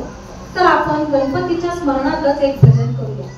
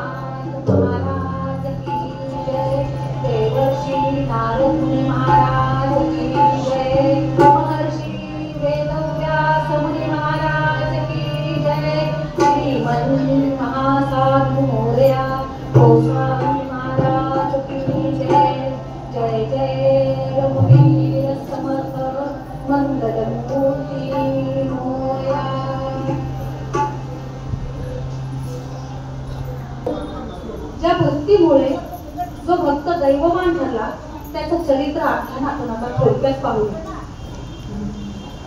आता आपल्याला 600-700 वर्षापूर्वी जायचंय बरं, तिकडच्या काळात जायचं. तर चला जाऊया आपण सगळेच. चला बसलेत ना सगळे विमानात का नाही? बसलेत ना? चला आपण जाऊया. अहो आता चंद्रभागेच्या तीरावर जायचंय बरं का आपल्याला. आणि चंद्रभागेच्या तीरावर गेल्यावर पाहिलं तर अहो सगळ्या स्त्रियांची लगबग चाललेली होती. तशी सगळ्या स्त्रियांची आताही असतेच, कारण डबा असतो, मुलांची शाळा असते, लहान मुलाला अंघोळ घालायची असते, अशी लगबग आताही आहे. आणि तेव्हा जरा जास्त होतं, कारण त्यावेळेस आत्ताच्या सारख्या बायकांकडे मशीन नव्हत्या किंवा भांडेवाली बाई नव्हती. त्यामुळे त्या बायकांना, त्या स्त्रियांना खूप काम करायचं होतं, खूप कामं करायची होती. आणि त्यामुळे कोणी स्त्रिया भांडी घासत होते, तर कोणी कपडे धुण्यात मग्न होते. तर पुरुष मंडळी, अहो त्या पुरुषांना सुद्धा खूप काम असायचं. आताही आहे, पण आता स्त्री स्वातंत्र्यामुळे बिचाऱ्यांवर अन्याय होतोय. पण त्यांना आताही त्रास होता, तेव्हाही होता, पण तेव्हा पुरुष प्रधान संस्कृतीमुळे त्यांचा जरा वर्चस्व होतं. आता सगळं समान झाले, पण राहू दे, असू दे, आपल्याला तो विषय नको. तर पुरुष मंडळी आपापली जी जनावरं होती, गुरंढोरं होती, प्रत्येकाच्या घरासमोर गोठा असायचा. आता गोठा शोधूनही सापडत नाही. अगदी तसे त्यांची जी जनावरं होती, ती जनावरं त्यांनी स्वच्छ करण्यासाठी, पाणी पाजण्यासाठी चंद्रभागेवरती आणली. तर जी बालचमू होती, त्या सगळ्या मुलं पाण्यामध्ये मस्तपैकी त्या नदीमध्ये डुंबण्याचा, पोहण्याचा आनंद लुटत होती. आणि इतक्या 2 मुलींच्या ओरडण्याचा आवाज आला. एका मुलीचं, म्हणजे त्या कन्येचं नुकतंच स्नान झालं होतं आणि तिने कोरडे कपडे अंगावर परिधान केले होते. मी आता मुद्दामून कोरडे म्हणते, कारण त्या काळात 2च जोडी कपडे असायचे. आता कपाट उघडलं की कपडे अंगावर येतात. कपडे कोणते ना आपण कोणते सापडतच नाही. आपण आत्ताची अशी कराड, पण तेव्हा नव्हतं. तेव्हा गरीब होते सगळे. अगदी परिस्थिती हाताच्या अगदी जेमतेम, तरी सुद्धा समाधान होतं त्या काळात. पण आता काही समाधान शोधून सापडत नाही. भरपूर सुबत्ता आली, पण समाधान मात्र हरवलं. पण त्या मुलीकडे 2च कपडे आणि एक कपडे म्हणजे एक तिचा अंगावरचा ड्रेस तो धुवायला घेतलेला आणि दुसरा तिने परिधान केलेला. आणि तिच्या बाजूला एक कन्या कपडे जोराने धुवत. आणि ते धुता त्या कपड्याचं पाणी तिच्या अंगावरती उडालं आणि ती भिजली. म्हणून जिचं स्नान झालं होतं, ती कन्या त्या मुलीला म्हणाली, अगं जरा जपून कपडे धु, थोडे सावकाश कपडे धु, माझं आत्ताच नुकतंच स्नान झाले, माझ्याकडे दुसरे कपडे नाहीत ग, तू जरा जपून कपडे धु. आता असं म्हटल्यावर सगळीकडे जोर येतो. जेव्हा करू नको म्हटलं की ती गोष्ट करायचा असा आग्रह असतो. अगदी तिने सुद्धा तसंच केलं. कपडे जोरात दगडावरती आपटायला सुरुवात केली आणि तिचं ते कपड्यांचं पाणी पुन्हा हिच्या अंगावरती उडालं आणि ही मुलगी पूर्ण भिजली. आणि आता ती रडवेली झाली, अगदी रडकुंडी आली आणि म्हणाली, अगो तुला एकदा सांगितलेलं कळत नाही का गं, मी पूर्ण भिजून गेले, तू कपडे जपून धु ना. तेव्हा ही म्हणते कशी, अगदी तोऱ्यात म्हणते, अगं तुझं नशीब समज की तुझ्या अंगावरती हे चंद्रभागेचं पाणी उडतंय. भल्यांच्या नशिबात ही चंद्रभागा नाही, हे तुझं नशीब समज. असं म्हटल्यावर मात्र तिच्या अंगावरती पाणी उडालं. ती रडवेली होऊन बाजूला असलेल्या स्त्रीला म्हणाली, काकू, अहो मावशी, काकू काय असेल ते. ती म्हणाली, हो मावशी सांगा ना, हो ह्या कन्याला तुम्ही तरी सांगा ना. तेव्हा त्या म्हणाल्या, अगं तू सोडून दे हिचा विषय, तुला माहित नाही का ही कुणाची कन्या. म्हणाली, नाही हो मला कोणीच माहित नाही. अगं ती नाही का, ती अहंकारी वडिलांची अहंकारी लेक आहे, ती ऐकणार थोडीच आहे. अगं ते नाही का, म्हणे कोण हो. अगं ते भगवंताला डोकं आपटून जेवायला घालतात ना, त्यांची लेक आहे, ती ऐकणार थोडीच आहे. असं म्हटल्यावर मात्र जी भिजलेली मुलगी होती ती म्हणाली, असं होय, तरीच म्हणते, इतका वेळ मी काकृतीला येऊन तिला समजावते तरी ती ऐकतच नाही. असं काय, ती अहंकारी वडिलांची अहंकारी कन्या आहे का. असं म्हटल्याबरोबर नदीवर जेवढे जमले होते ते सगळे हसायला लागले. आपल्या वडिलांना अहंकारी म्हटलेलं या कपडे धुणाऱ्या मुलीने ऐकलं आणि तिच्या वर्मावरती घाव बसला. अहो शेवटी वडिलांविषयी बोलले ना, वडिलांविषयी बोलल्यावर कोणत्याही कन्याला रागच येणार. मग ती त्या काळातली असू दे नाही तर आजची घरातली सून असू दे, शेवटी वडिलांविषयी मग ते वडील कसेही असू दे, तिला त्यांचा अभिमान असतोच असतो. आणि तिच्या वर्माला घाव बसला आणि कपडे न धुता सगळे कपडे गोळा केले, रडवेली झाली आणि रडत रडत रडत घरी आली. आता तुमच्या लक्षात आलं असेल ही कन्या कोणाची. अहो नामदेवांची लिंबाई. लिंबाई रडत रडत घरी आली आणि आईनं विचारलं, काय ग लिंबाई, काय झालं रडायला. तेव्हा ती म्हणाली, आई अगं बघ ना, सगळे असं असं म्हणतात आहे. आणि नेमके त्याच वेळेला नामदेव महाराज रावळातून घरी परतले. ती धावत धावत रडत रडत बाबांजवळ गेली आणि म्हणाली, बाबांना सगळा प्रसंग आधी सांगितला आणि म्हणाली, बाबा बाबा खरं खरं सांगा, तुम्ही भगवंताला प्रेमानं आपलंसं केलंय की धाकानं आपलंसं केलंय? तुम्ही त्याच्या मानेवरती सुरी ठेवली का हो बाबा? तुम्ही बाबा देवाचे लाडके भक्त नाही आहात का? तुम्ही देवाला धाक दाखवता का? तुम्ही देवाला जेवण घालताना डोकं आपटवून घेता का? बाबा खरं खरं सांगा, बाबा खरं खरं सांगा, तुम्ही देवाचे लाडके भक्त नाही का आहे? नाही का आहे? नाही का आहे? अहो, इतका प्रश्नाचा बळीमार त्या लहान मुलीने केला आणि नामदेव महाराज विचारातच पडले. मनातल्या मनात विचार करू लागले आणि ठरवलं की आता हे सगळे प्रश्न आपण देवाला जाऊन विचारतो. आणि आल्या पावली भगवंताकडे म्हणजे त्या रावळात नामदेव महाराज आले आणि भगवंताच्या समोर उभे राहिले. भगवंताला लिंबाईच्या बाबतीत घडलेला सगळा प्रसंग कथन केला आणि विचारलं, देवा ए देवा, खरंच का रे तुझा कोणी माझ्यापेक्षा श्रेष्ठ भक्त आहे का रे? मी तुझा लाडका भक्त नाहीये का रे? मी माझ्यापेक्षा श्रेष्ठ भक्त आहे का असं म्हणल्याबरोबर देवांना या वाक्यातून नामदेवांचा अहंकार दिसला, अहंकाराचा वास आला. आता नामदेवांची परीक्षा घ्यायची, त्यांना श्रेष्ठ भक्त कोण ते सांगायचंच असं देवाने सुद्धा ठरवलं. देव म्हणाले, हो आहे की, तू माझा लाडकाच आहे, तू थोडीच दोडका आहे, तू लाडकाच आहेस माझा, पण तुझ्यापेक्षा सुद्धा माझा आणखी एक श्रेष्ठ भक्त आहे बरं का. कोण बरं तो? आणि नामदेवांचा या कथेत संपूर्णपणे संवाद आहे. नामदेव महाराजांना देव सांगू लागले, कोण बरं तो भक्त? गुर्जर देशज कुलाल होता,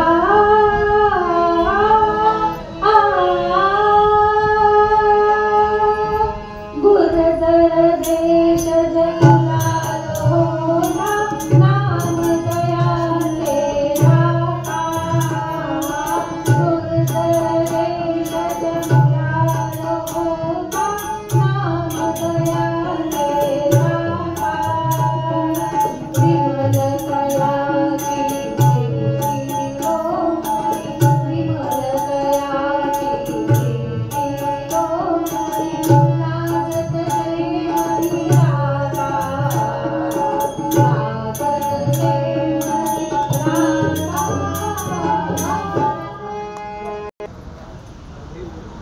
भगवंत नामदेव महाराजांना सांगू लागले, अरे नाम्या, आता गुजरात प्रांतात राहणारा हा राखा नावाचा कुंभार, कुलाल म्हणजे कुंभार बरं का, तर हा कुंभार आता नुकताच या पंढरपुरात गोपाळपुरात राहिला आला.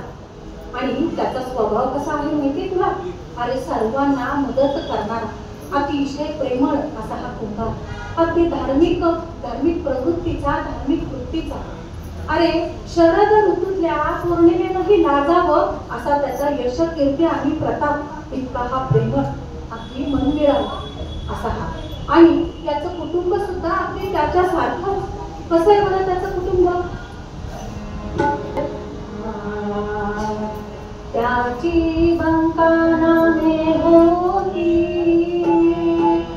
त्याची बंका नामे होती, सुमती पतिव्रता महिला. तच्चरण स्पर्शाने वाटे, तच्चरण स्पर्शाने वाटे, चित्तात धन्य त्या महिला. भगवंत म्हणाले, अरे त्याची पत्नी तिचं नाव बंका. आणि ही बंका कशी? तर अत्यंत पतिव्रता स्त्री. अरे तिच्या चरण स्पर्शांचा मोह त्या साक्षात महिला म्हणजे या पृथ्वी मातेला होतो. त्या पृथ्वी मातेला सुद्धा तिच्या चरण स्पर्शाने धन्यता वाटते, इतकी पतिव्रता सात्विक वृत्तीची ही स्त्री. आणि त्या दोघांची एक कन्या, त्या दोघांची एक कन्या, तिचं नाव रंका. ती सुद्धा अगदी आपल्या आई वडिलांसारखी सात्विक, अगदी प्रेमळ अशी ही मुलगी. आणि या कुटुंबाचं एक विशेष आहे बरं का नाम्या. अरे भूतदया काय आहे ना, ती या कुटुंबाकडूनच शिकावी असं हे कुटुंब. अरे सगळ्या मुक्या प्राण्यांवर प्रेम करणारे, आणि सगळ्या गोष्टीत समाधान मानणारं असं हे राका आणि राकाचं कुटुंब. पण एकदा काय झालं, अरे नाम्या, एकदा काय झालं, हा राका त्याचं घरातलं काम आटोपलं आणि सकाळी सकाळी घराबाहेर काहीतरी दुसऱ्या कामासाठी बाहेर पडला. आणि काम झाल्यावर मध्यान्हाच्या सुमारास तो घरी आला. घरी आल्यावर ओट्या, पूर्वीची घरं मोठी असायची, बाहेर ओटा असायचा, वाडे मोठे असायचे आणि तो वाड्यातल्या त्या ओट्यावर म्हणजे ओसरीवर येऊन बसला. राका येऊन बसला आणि त्यांच्या घरात एक पाळलेलं मांजर ते सुद्धा बाहेरनं फिरून काहीतरी कामानिमित्त तेही गेलं असेल. तेही बाहेरनं फिरून आलं आणि ओट्यावरती येरझाऱ्या मारू लागले, फेऱ्या मारू लागले. आणि फेऱ्या मारता मारता ते म्याव म्याव म्याव असं ओरडायला लागलं. त्याच्या त्या आवाजानं, त्या म्याव म्यावनं हा राका अगदी वैतागून गेला आणि मध्ये मध्ये त्या राकाजींच्या पायामध्ये घुटमळायला लागला. तेव्हा राकाजी अगदी वैतागले हो, कारण बाहेरून आलेला माणूस, कामं करून आलेला माणूस घरात आल्या काही कटकट झाली तर वैतागतो.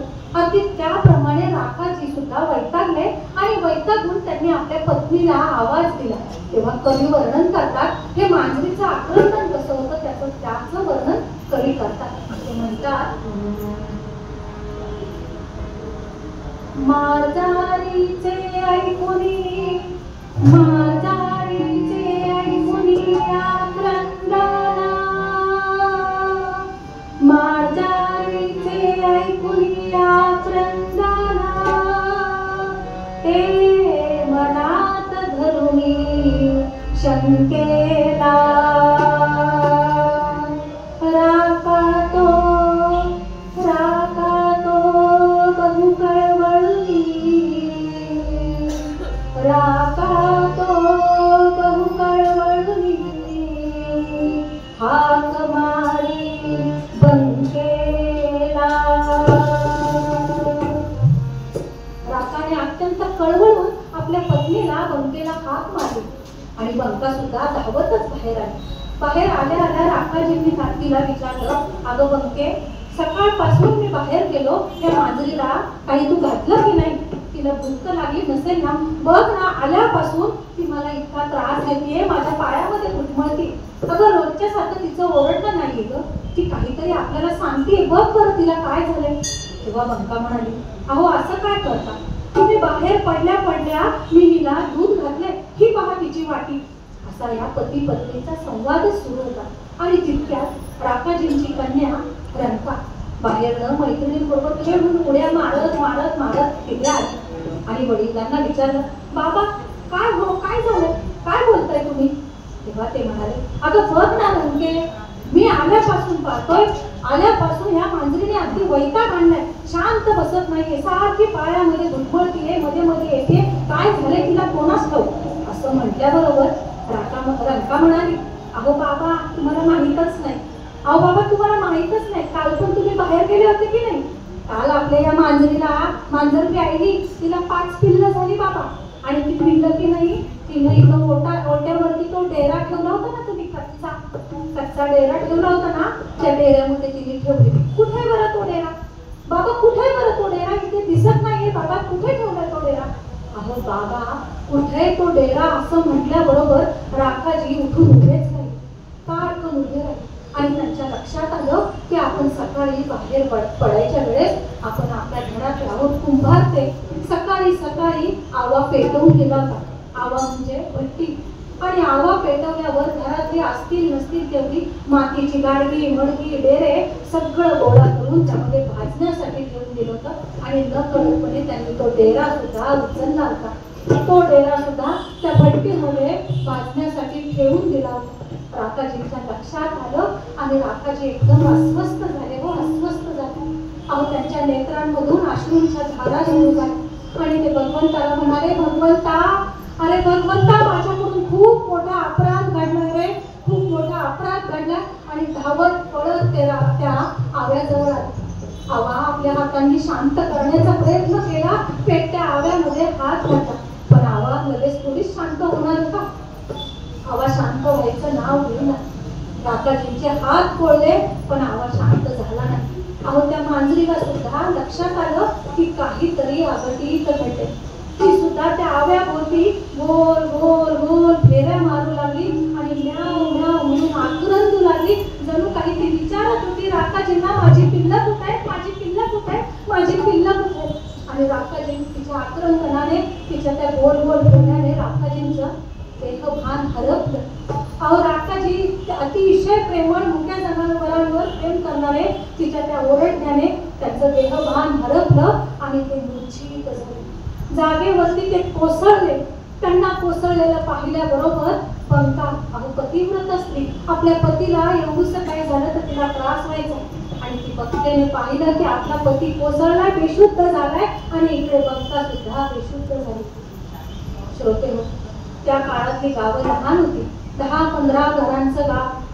हा आवाज आरडाओरडा ऐकला आणि आजूबाजूची लोक गोळा झाली. त्यातल्याच काही स्त्रियांनी बंकेला शुद्धीवरती आणली. बंका शुद्धीवर आली, सावध झाली आणि धावत पळत आपल्या पतीजवळ गेली. पतीला सावध केलं, त्यांना उठून बसवलं आणि ती पतीला म्हणाली, तुम्ही सावध म्हणे मग ती पतीस नाथा, अहो स्थिर करा पुऱ्या मतीस. आता प्रभू सनवसा करुणा करील, तो देव दुःख फुले समजा हरी. अहो त्या बंकेनं आपल्या पतीला सावध केले आणि त्याला उठून बसवलं. म्हणाली, त्या भगवंतावर विश्वास ठेवा, तो भगवंत नक्कीच आपल्याला या संकटातून सावरून देईल. तुम्ही स्वतःला सावरा पाहू. असं तिने आपल्या पतीला सावरून घेतलं आणि सांगितलं, आता तुम्ही भगवंताला नमस्कार आर्ततेनं भगवंताला प्रार्थना करा. आपल्या पत्नीचे बोल त्या राकाजींना पडले आणि बसल्या जागेवरून त्यांनी रावणाच्या दिशेने तोंड केले, हात जोडले आणि भगवंताला आर्त स्वरात साथ घातली आणि नमस्कार दिला. बोले प्रति उत्तरा, अग्नी तपिले वाचतील जरा, मीत करी सर्वथा संसार, शारंग धर पावलिया. राकाजींनी भगवंताच्या त्या मंदिराच्या दिशेने तोंड केलं आणि नमस केला. अरे शारंग धरा, अरे शारंग धरा, या वनव्यामध्ये या आगीमध्ये जर पिल्लं सुरक्षित राहिली तर मी माझ्या संसाराचा त्याग करेल असा नवस केला. आणि राकाजी त्या आवळ्याजवळच नामस्मरणाला बसले, भजन करू लागले. पांडुरंग हरी वासुदेव हरी, पांडुरंग हरी वासुदेव हरी, पांडुरंग हरी वासुदेव हरी. असं त्यांचं भजन सलग सुरू झालं, अखंड भजन सुरू झालं. ज्या दिवशी आवा पेटवला होता त्या दिवसाची तो दिवसही सरला आणि दुसऱ्या दिवसाची मध्यान्ह सुरू झाली. पंका जेवणाचं ताट घेऊन आपल्या पतीसमोर आली आणि पतीला म्हणाली, अहो कालपासून तुमच्या पोटात अन्नाचा कण गेला नाही हो. कालपासून तुम्ही काही खाल्लं नाहीये, तुमच्या पोटात अन्न नाही, पाणी नाही, काहीतरी खाऊन घ्या, 2 घास तरी तुम्ही खाऊन घ्या.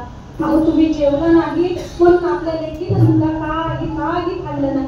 बघा किती कोमेजून गेले लेकरू, तिच्याकडे पहा.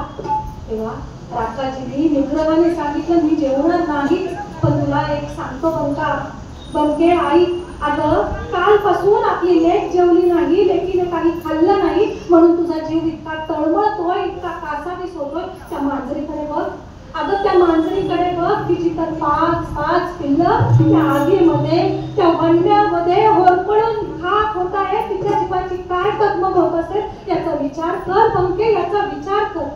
असं म्हटल्यावर अहो बंकाला स्वतःची चूक लक्षात आली की आपण कसला आग्रह करतो. तिने ते जेवणाचं ताट बाजूला ठेवलं आणि रंका आणि बंका दोघीही राकाजींच्या जवळ येऊन बसल्या आणि त्या सुद्धा भजनात मग्न झाल्या. नामदेव महाराजांना भगवंत हे सगळा प्रसंग सांगत होते. अहो नामदेव महाराजांच्या डोळ्यांमधून अश्रूंच्या धारा लागल्या. नामदेव महाराज म्हणाले, भगवंता, अरे भगवंता, ती पिल्लं सुरक्षित आहेत ना रे? सांग ना भगवंता, काय झालं पुढे, काय झालं? देव म्हणाले, अरे नाम्या सांगतो आई. अरे ती नाम्याची त्या राखाला विश्वास, माझ्यावर असलेली भक्ती, त्या भक्तीतला जिव्हाळा पाहिला, माझ्यावरचं प्रेम आणि त्याची भजन निष्ठा आणि त्या मांजरीची तगमग पाहिली आणि मला सुद्धा चैनच पडलं नाही बघ नाम्या, आणि मला सुद्धा चैनच पडलं नाही. मग काय केलं बरं देवानी? अहो देवानी जो आवा शांत व्हायला 8 दिवस लागतात, तो आवा 3ऱ्याच दिवशी शांत केला.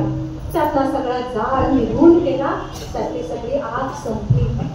आवाज शांत झालेला पाहिला राखाजींनी आणि राखाजी धावत त्या आवाजावर आली.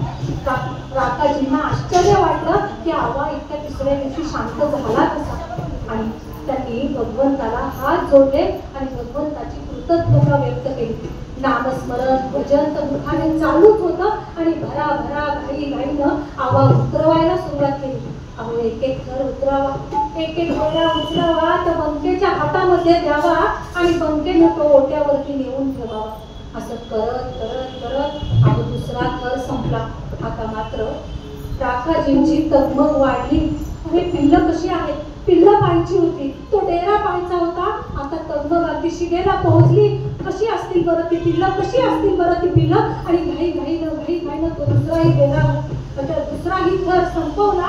3ऱ्या थराकडे लक्ष गेलं आणि 3ऱ्या थरात लक्ष गेल्यावर अहो एका कोपऱ्यात राखाजींनी तो डेरा आणि गवत जसं ठेवलं होतं पहिल्या दिवशी, अगदी तो डेरा तसाच्या तसाच होता.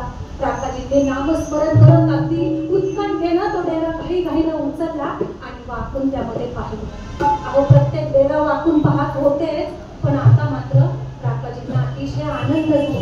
अहो इतका वेळ ती उभेत असणारी पिल्लं, 3 दिवस उभेत होती ना, ती उभेत असणारी पिल्लांना थंडगार हवेची झुळूक काय लागली आणि ती पिल्लं चुळबुळ करायला लागली. त्यांच्या कवळ्या कवळ्या आवाजात म्याव म्याव करायला लागली. ती पिल्लं सुरक्षित पाहिली आणि राखाजींना समाधान वाटलं, आनंद वाटला. राखाजींनी तो डेरा रंकेच्या म्हणजे आपल्या कन्येच्या हातात दिला की बाई बघ डेरा सुरक्षित आहे. आणि तिनं तो मांजर जिथं बसलं होतं तिच्या समोर नेऊन ठेवला. मांजरीनं सुद्धा घाईघाईनं तिची 5ही पिल्लं बाहेर काढली आणि ती त्यांच्यावरती प्रेम करू लागली, त्यांना चाटू लागली.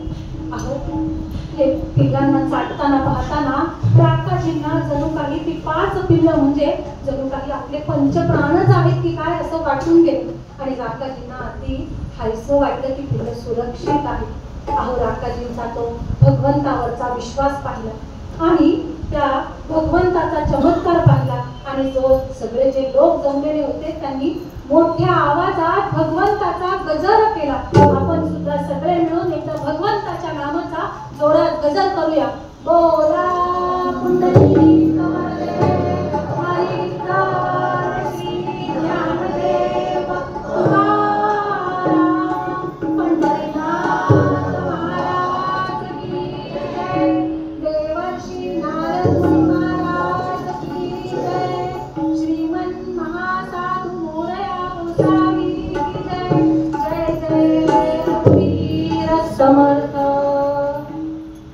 सगळ्यांनी गजर केला आणि सगळेजण राखाला आग्रह करू लागले.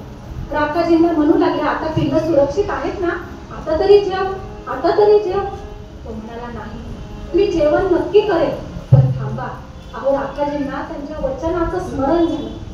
बंका भोजनाचं ताट घेऊन राखाजींच्या समोर आली आणि म्हणाली आता तरी जेवा हो, आता तरी जेवा. ते म्हणाले मी जेवण करेन पण माझं जेवण होईपर्यंत बंके एक काम करायचं, एक काम करायचं. आत्ताच्या आत्ता तू रावळत जायचं म्हणजे मंदिरात, आणि मंदिरात तुला जो कोणी एक पहिला व्यक्ती भेटेल, जो गृहस्थ भेटेल त्याला घेऊन तू ताबडतोब घरी यायचं. बंकेनं सांगितल्याप्रमाणे तसंच केलं आणि ती त्या गृहस्थाला घेऊन घरी आली. तेव्हा एक कवी वर्णन करतात. घरदारावर सोडून पाणी लुटून ऐसी वाणी बदला तो व्यास.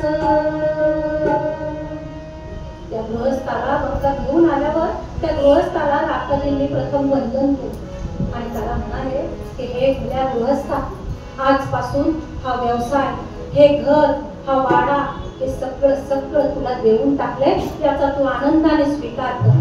अहो 600-700 वर्षांपूर्वीची पूर्वीच्या काळातली ती माणसं. अहो तो गृहस्थ सुद्धा अति भल्या विचारांचा.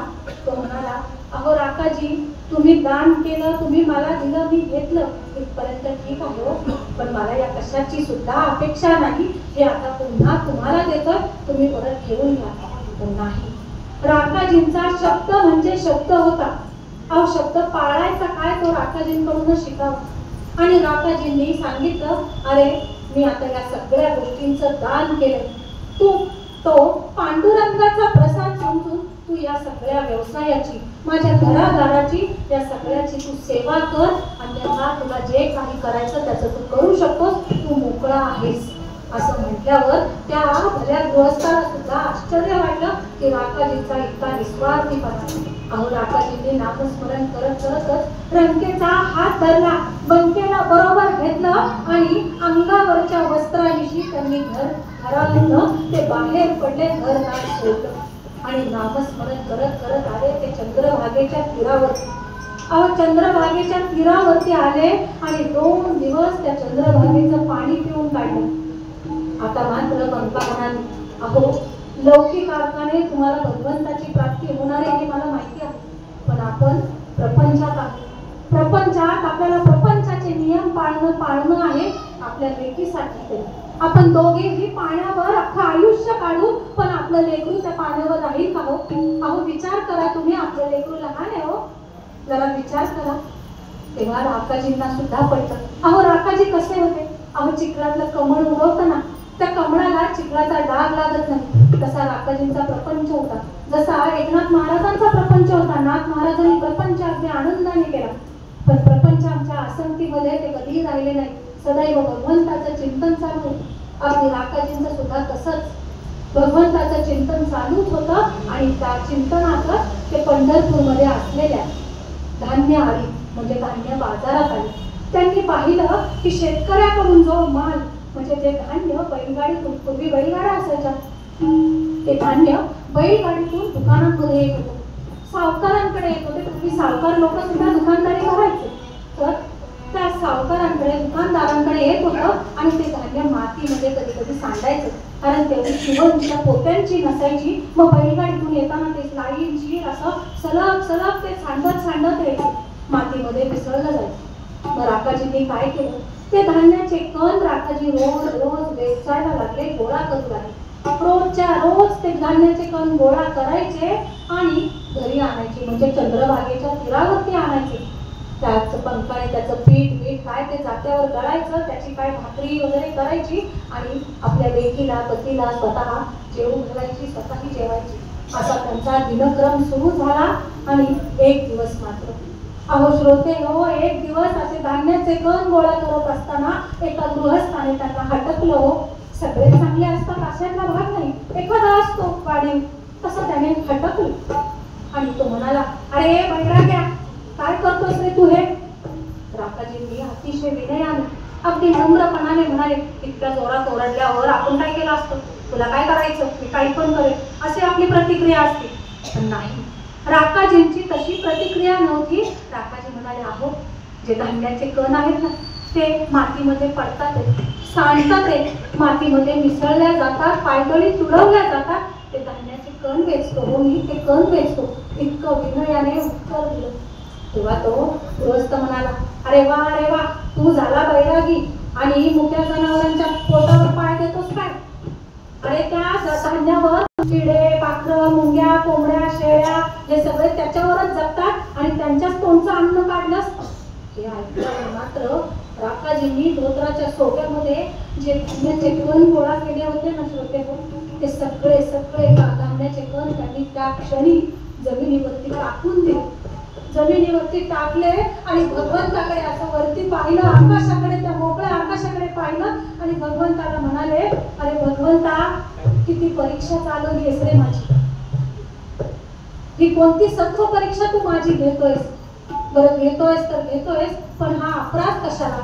माझी तुला काय परीक्षा घ्यायची ती घे, पण माझ्याकडून असे अपराध करून घेऊ नको रे. एक अपराध झाला, मांजरी माझ्या हातून नाहक गेल्या असत्या आता काय तर मुक्या जनावरांचं तोंडचं अन्न मी काढलं, माझ्याकडनं अपराधांवर अपराध होत आहे, हे भगवंता मला क्षमा तरी मी तुझ्या कशी मागू, असं भगवंताशी विनवणी करत भगवंताशी बोलत ते चंद्रभागेच्या तीरावरती आले आणि राकाजींनी घडलेला सगळा प्रसंग बंकेला सांगितला.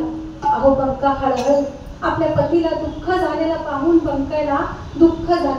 ती म्हणाली आता आपण असं करूया, आपण इथे राहायलाच नको, आपण त्या चंद्रभागेचा तीर सोडून द्यायचा आणि थेट गोपाळपुरात राहायला जायचं. राका म्हणाला अगं तिथे जाऊन काय करणार, अहो इथे राहण्याने आपल्यामुळे दुसऱ्यांना दुःख नको, त्रास नको, त्यापेक्षा आपण गोपाळपुरात गेलेलंच बरं ना. राकाजींना हे पटलं आणि राकाजी त्यांच्या कुटुंबाला, पत्नीला, मुलीला घेऊन गोपाळपुरात आले. अहो त्या काळचं ते गोपाळपुरा मोठं जंगल, भरपूर मोठं असं जंगल होतं. अहो त्या गोपाळपुरात राहायला आले तरी सुद्धा उदरनिर्वाहाचा भला मोठा प्रश्न त्यांच्या समोर होताच होता, तो काही सुटलेला नव्हता. मग आता करायचं काय? आता एवढं मोठं जंगल पाहिल्यावर राकाजी म्हणाले आपण लाकडं गोळा करायची. आता इथे आलोय तर काहीतरी काम करायलाच पाहिजे ना, तर आपण आता लाकडं गोळा करायची आणि लाकडाची मोळी बांधून बाजारात नेऊन विकायची आणि त्यातून जे काही धान्य सामान सुमान येईल त्यातून आपला उदरनिर्वाह करायचा. पण त्यातही राकाजींनी अट ठेवली. आता सरळ सरळ सांगायचं ना लाकडं गोळा करायची, पण नाही, राकाजींनी त्यातही अट ठेवली की एकाही झाडाला हात लावायचा नाही, झाडं तोडायची नाही, काय असेल ती वाळलेली लाकडं गोळा करायची. कुठे ढीग दिसला लाकडांचा तरी अख्खा ढीग दिसला म्हणून सगळीच्या सगळी लाकडं घेऊन जायची नाही, त्यातलं फक्त एकच लाकूड उचलायचं. अहो किती मोठा संदेश दिलाय बघा राकाजींनी. त्या काळात 600-700 वर्षांपूर्वी त्यांनी आपला विचार केलाय, आपला. आपण करतोय का आपल्या मुलाबाळांचा, पुढच्या पिढीचा? अजिबात केला नाही. अहो त्यांनी काय संदेश दिला? पर्यावरण बचाव, वृक्ष संवर्धन करा, हा संदेश त्यांनी दिला की एकाही जिवंत झाडाला हात लावायचा नाही. जी झाडं वाळलेली आहेत, जी झाडं अगदी सुकून गेलेली आहेत, जिचा काहीही उपयोग नाही, ते झाड तोडायचं किंवा तेच झाडाची पडलेली लाकडं गोळा करायची. आणि अशा प्रकारे त्यांचा दिनक्रम सुरू झाला. श्रोते, ती लाकडं गोळा करायची, बाजारात नेऊन मोडीत ती विकायची आणि त्यातून जे येईल त्या धान्यातून आपला उदरनिर्वाह भागवायचा, असा दिनक्रम सुरू झाला. असेच काहीसे दिवस निघून गेले आणि आता मात्र अहो नामदेव महाराजांना भगवंत सांगतायत. नामदेव महाराजांची आता मात्र उत्सुकता शिगेला पोहोचली, उत्कंठा वाढली आणि नामदेव महाराज भगवंताकडे हट्ट करू लागले. देवा चल ना रे, आत्ताच्या आत्ता चल. हट्ट करावा तो नामदेवांसारखाच, अगदी लहान लेकरू होऊन करायचा. आपण काय करतो, आपल्याला स्टेटस येतो, स्टेटस. आपण काय म्हणतो, आता मला हे चालणार नाही, मला नावं ठेवतील. आपण इकडे तिकडे बघतो, मी खाली वाकलो तर मला कोणी बघितलं तर आता स्टेटस हवं. पण तसं नामदेवांचं नव्हतं. ते अगदी लहान मुलासारखे म्हणाले, अरे देवा चल ना, अरे देवा चल ना, आत्ताच्या आत्ता गोपाळपुरात जायचं. देव म्हणाले कशाला? अरे मला तुझ्या त्या श्रेष्ठ भक्ताचं दर्शन घ्यायचंय, त्याला डोळे भरून पाहायचंय, आत्ताच्या आत्ताच. देव म्हणाले अरे मलाही त्या भक्ताला दर्शन द्यायचंच आहे, चल आपण जाऊया. पण अहो तिथे देवी रुक्मिणी माता होत्याच अशा उभ्या. त्या म्हणाल्या अजिबात नाही. म्हणजे काय झालं? अहो बाल हट्ट, स्त्री हट्ट आणि राज हट्ट पुरवावाच लागतो. पण त्या माताजी काय म्हणाल्या? त्या म्हणाल्या मी सुद्धा बरोबर येणार, मला घेऊन जायचं असेल तरच जाईल, अन्यथा जायचं नाही. आता काय सगळ्यांना आपल्या इथे सुद्धा तेच असतं, वेगळं काही नाही. तसं देवांना सुद्धा तो हट्ट पुरवावा लागला. पण रुक्मिणी मातांनी तिथे सुद्धा अट ठेवली. अहो इतका वेळ झाला तुमच्या त्या भक्ताचं कौतुक ऐकते ना, त्या कोड कौतुक, त्या राखाचं, मला त्याची परीक्षा घ्यायची, बघू दे तुमचा हा भक्त किती श्रेष्ठ आहे ते. ठीक आहे चला राणी सरकार, असे म्हणून भगवंताने रुक्मिणी मातांना बरोबर घेतलं आणि देवी रुक्मिणी माता, नामदेव महाराज आणि भगवंत गोपाळपुरात येऊन दाखल झाले. अहो गोपाळपुरात आल्यावर देवी रुक्मिणी मातांना परीक्षा घ्यायचीच होती, म्हणून त्यांनी काय केलं, त्यांच्या जवळ असलेली एक दिव्य वस्तू, एक दिव्य वस्तू एका वाकड्या तिकड्या पडलेल्या लाकडाखाली झाकून ठेवली आणि ते तिघेही एका झुडपाच्या मागे लपून राहिले.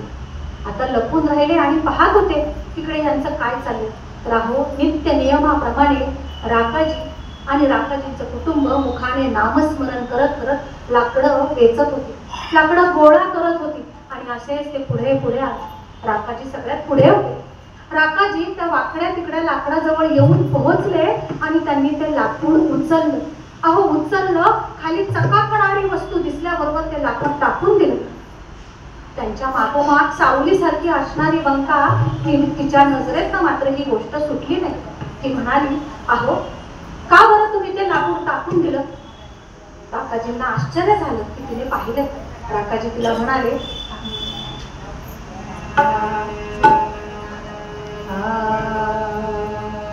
दिव्याहुनी चकित झाला, दिव्य कंकण पाहुनी चकित झाला, म्हणे कांतेला तो काहीचे झाला, म्हणे कांतेला तो काहीचे झाला.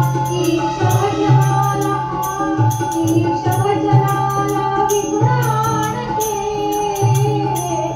ईश भजनाला विघ्न आणते. नको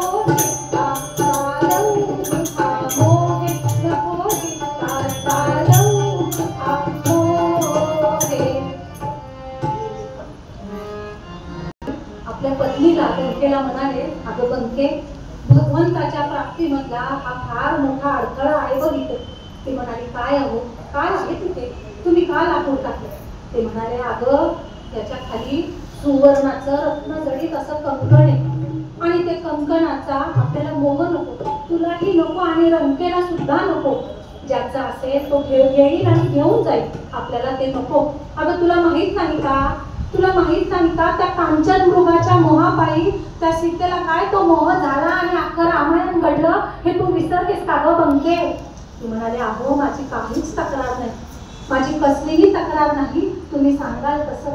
अगदी असं यांचं बोलणं सुरूच होतं आणि तिथे रंका आली. अहो लाडाची लेक ती आली आणि आपल्या पित्याला म्हणाली, बाबा बाबा, अहो बाबा का होते लाकूड उचललं नाही? ते एकटंच तर पडलंय ना, तुम्ही तर म्हणाले होते ना एक लाकूड दिसलं की उचलायचं, का बरं तुम्ही उचललं नाही? अहो राकाजींना सुद्धा लेकीची थट्टा करावीशी वाटते. ते म्हणाले, अगं रंके, तुला माहिती का त्या लाकडाखाली काय? अगं त्याच्या खाली सुवर्णाचं दिव्य कंकण आहे आणि त्या कंकणाचा तुला मोह झाला तर? अहो असं म्हटल्याबरोबर रंका थोडीशी रडलेली झाली. म्हणाली, बाबा अहो मी तुमचीच लेक आहे ना, मी तुमचीच लेक आहे ना, मला कसा बरं त्याचा मोह होईल? अहो सोने रूपे आम्हा मृत्तिके समान, अहो नाम रूपी जडले चित्त, जसं तुकाराम महाराजांनी अभंगात सांगितलं तसं तिच्या चित्तात त्या भगवंताचं नाम आणि रूपाचा संस्कार स्वतः राकाजींनी केलेला होता. तिच्या जन्मापासून तिला नाम माहिती होतं आणि भगवंताचं रूप माहिती होतं. असा संस्कार प्रत्येकाच्या घरात आता घडणं आवश्यक आहे. कारण आता लव जिहाद, हिंदूंवरच्या आपल्या धर्मावरती आक्रमणं वाढली आहेत आणि त्यासाठी आता प्रत्येक नागरिकाला जागरूक होणं गरजेचं आहे आणि त्यासाठी प्रत्येकानं जागरूक व्हावं म्हणून कीर्तनाच्या माध्यमातून हे सांगणं त्याचा आदेश आम्हाला आलेला आहे. म्हणून हा उपक्रम. तर श्रोते, असं त्या मुलीला, त्या कन्येला सांगितल्यावर राकाजींना वाईट वाटलं. राकाजी म्हणाले, अगं बंके, अगं रंके, रंके, अगं बाळा रडू नको ग, मला माहिती तुझ्या नामा रूपा तुझ्या चित्ताचा तो भगवंत जडलेला आहे त्याची मला जाणीव आहे. चल हे ते आपल्याला हे काही नको, चल आपण पुढे जाऊया. असं म्हणून त्यांनी रंकेला कडेवर घेतलं. त्यांनी कडेवर घेतल्याबरोबर देवांनी, भगवंतांनी, रुक्मिणी मातांनी सगळं ऐकलं आणि लगेचच ते बाहेर आले. बाहेर आले, त्यांच्या समोर आल्या आल्या राकाजींना, त्यांना संपूर्ण कुटुंबाला त्या देवांनी सगळं दर्शन दिलं. भगवंताला पाहिल्याबरोबर राकाजींनी नमस्कार केला, त्यांच्या कुटुंबाने त्यांना नमस्कार केला. अहो भगवंताने तर राकाजींना कडकडून मिठी मारली.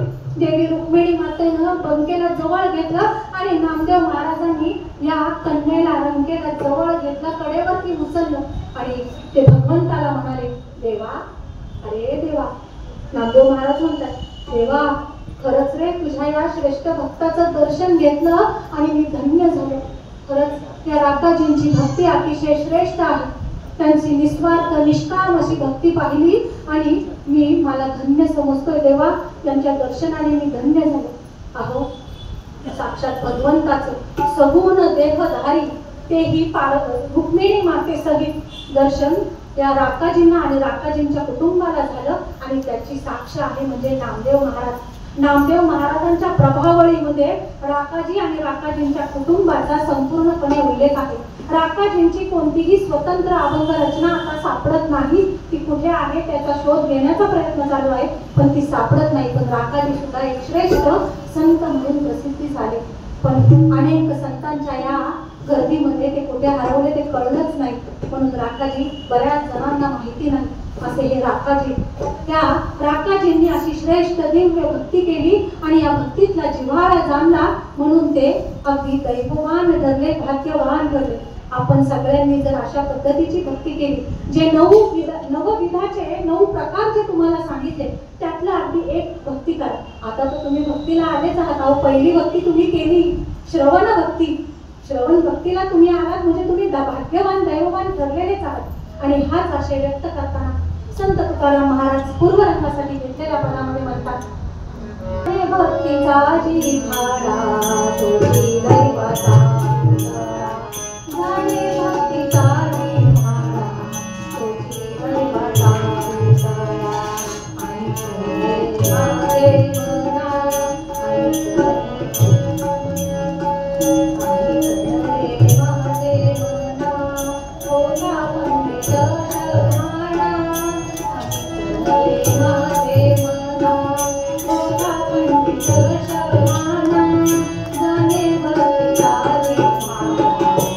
तुझी दैवता.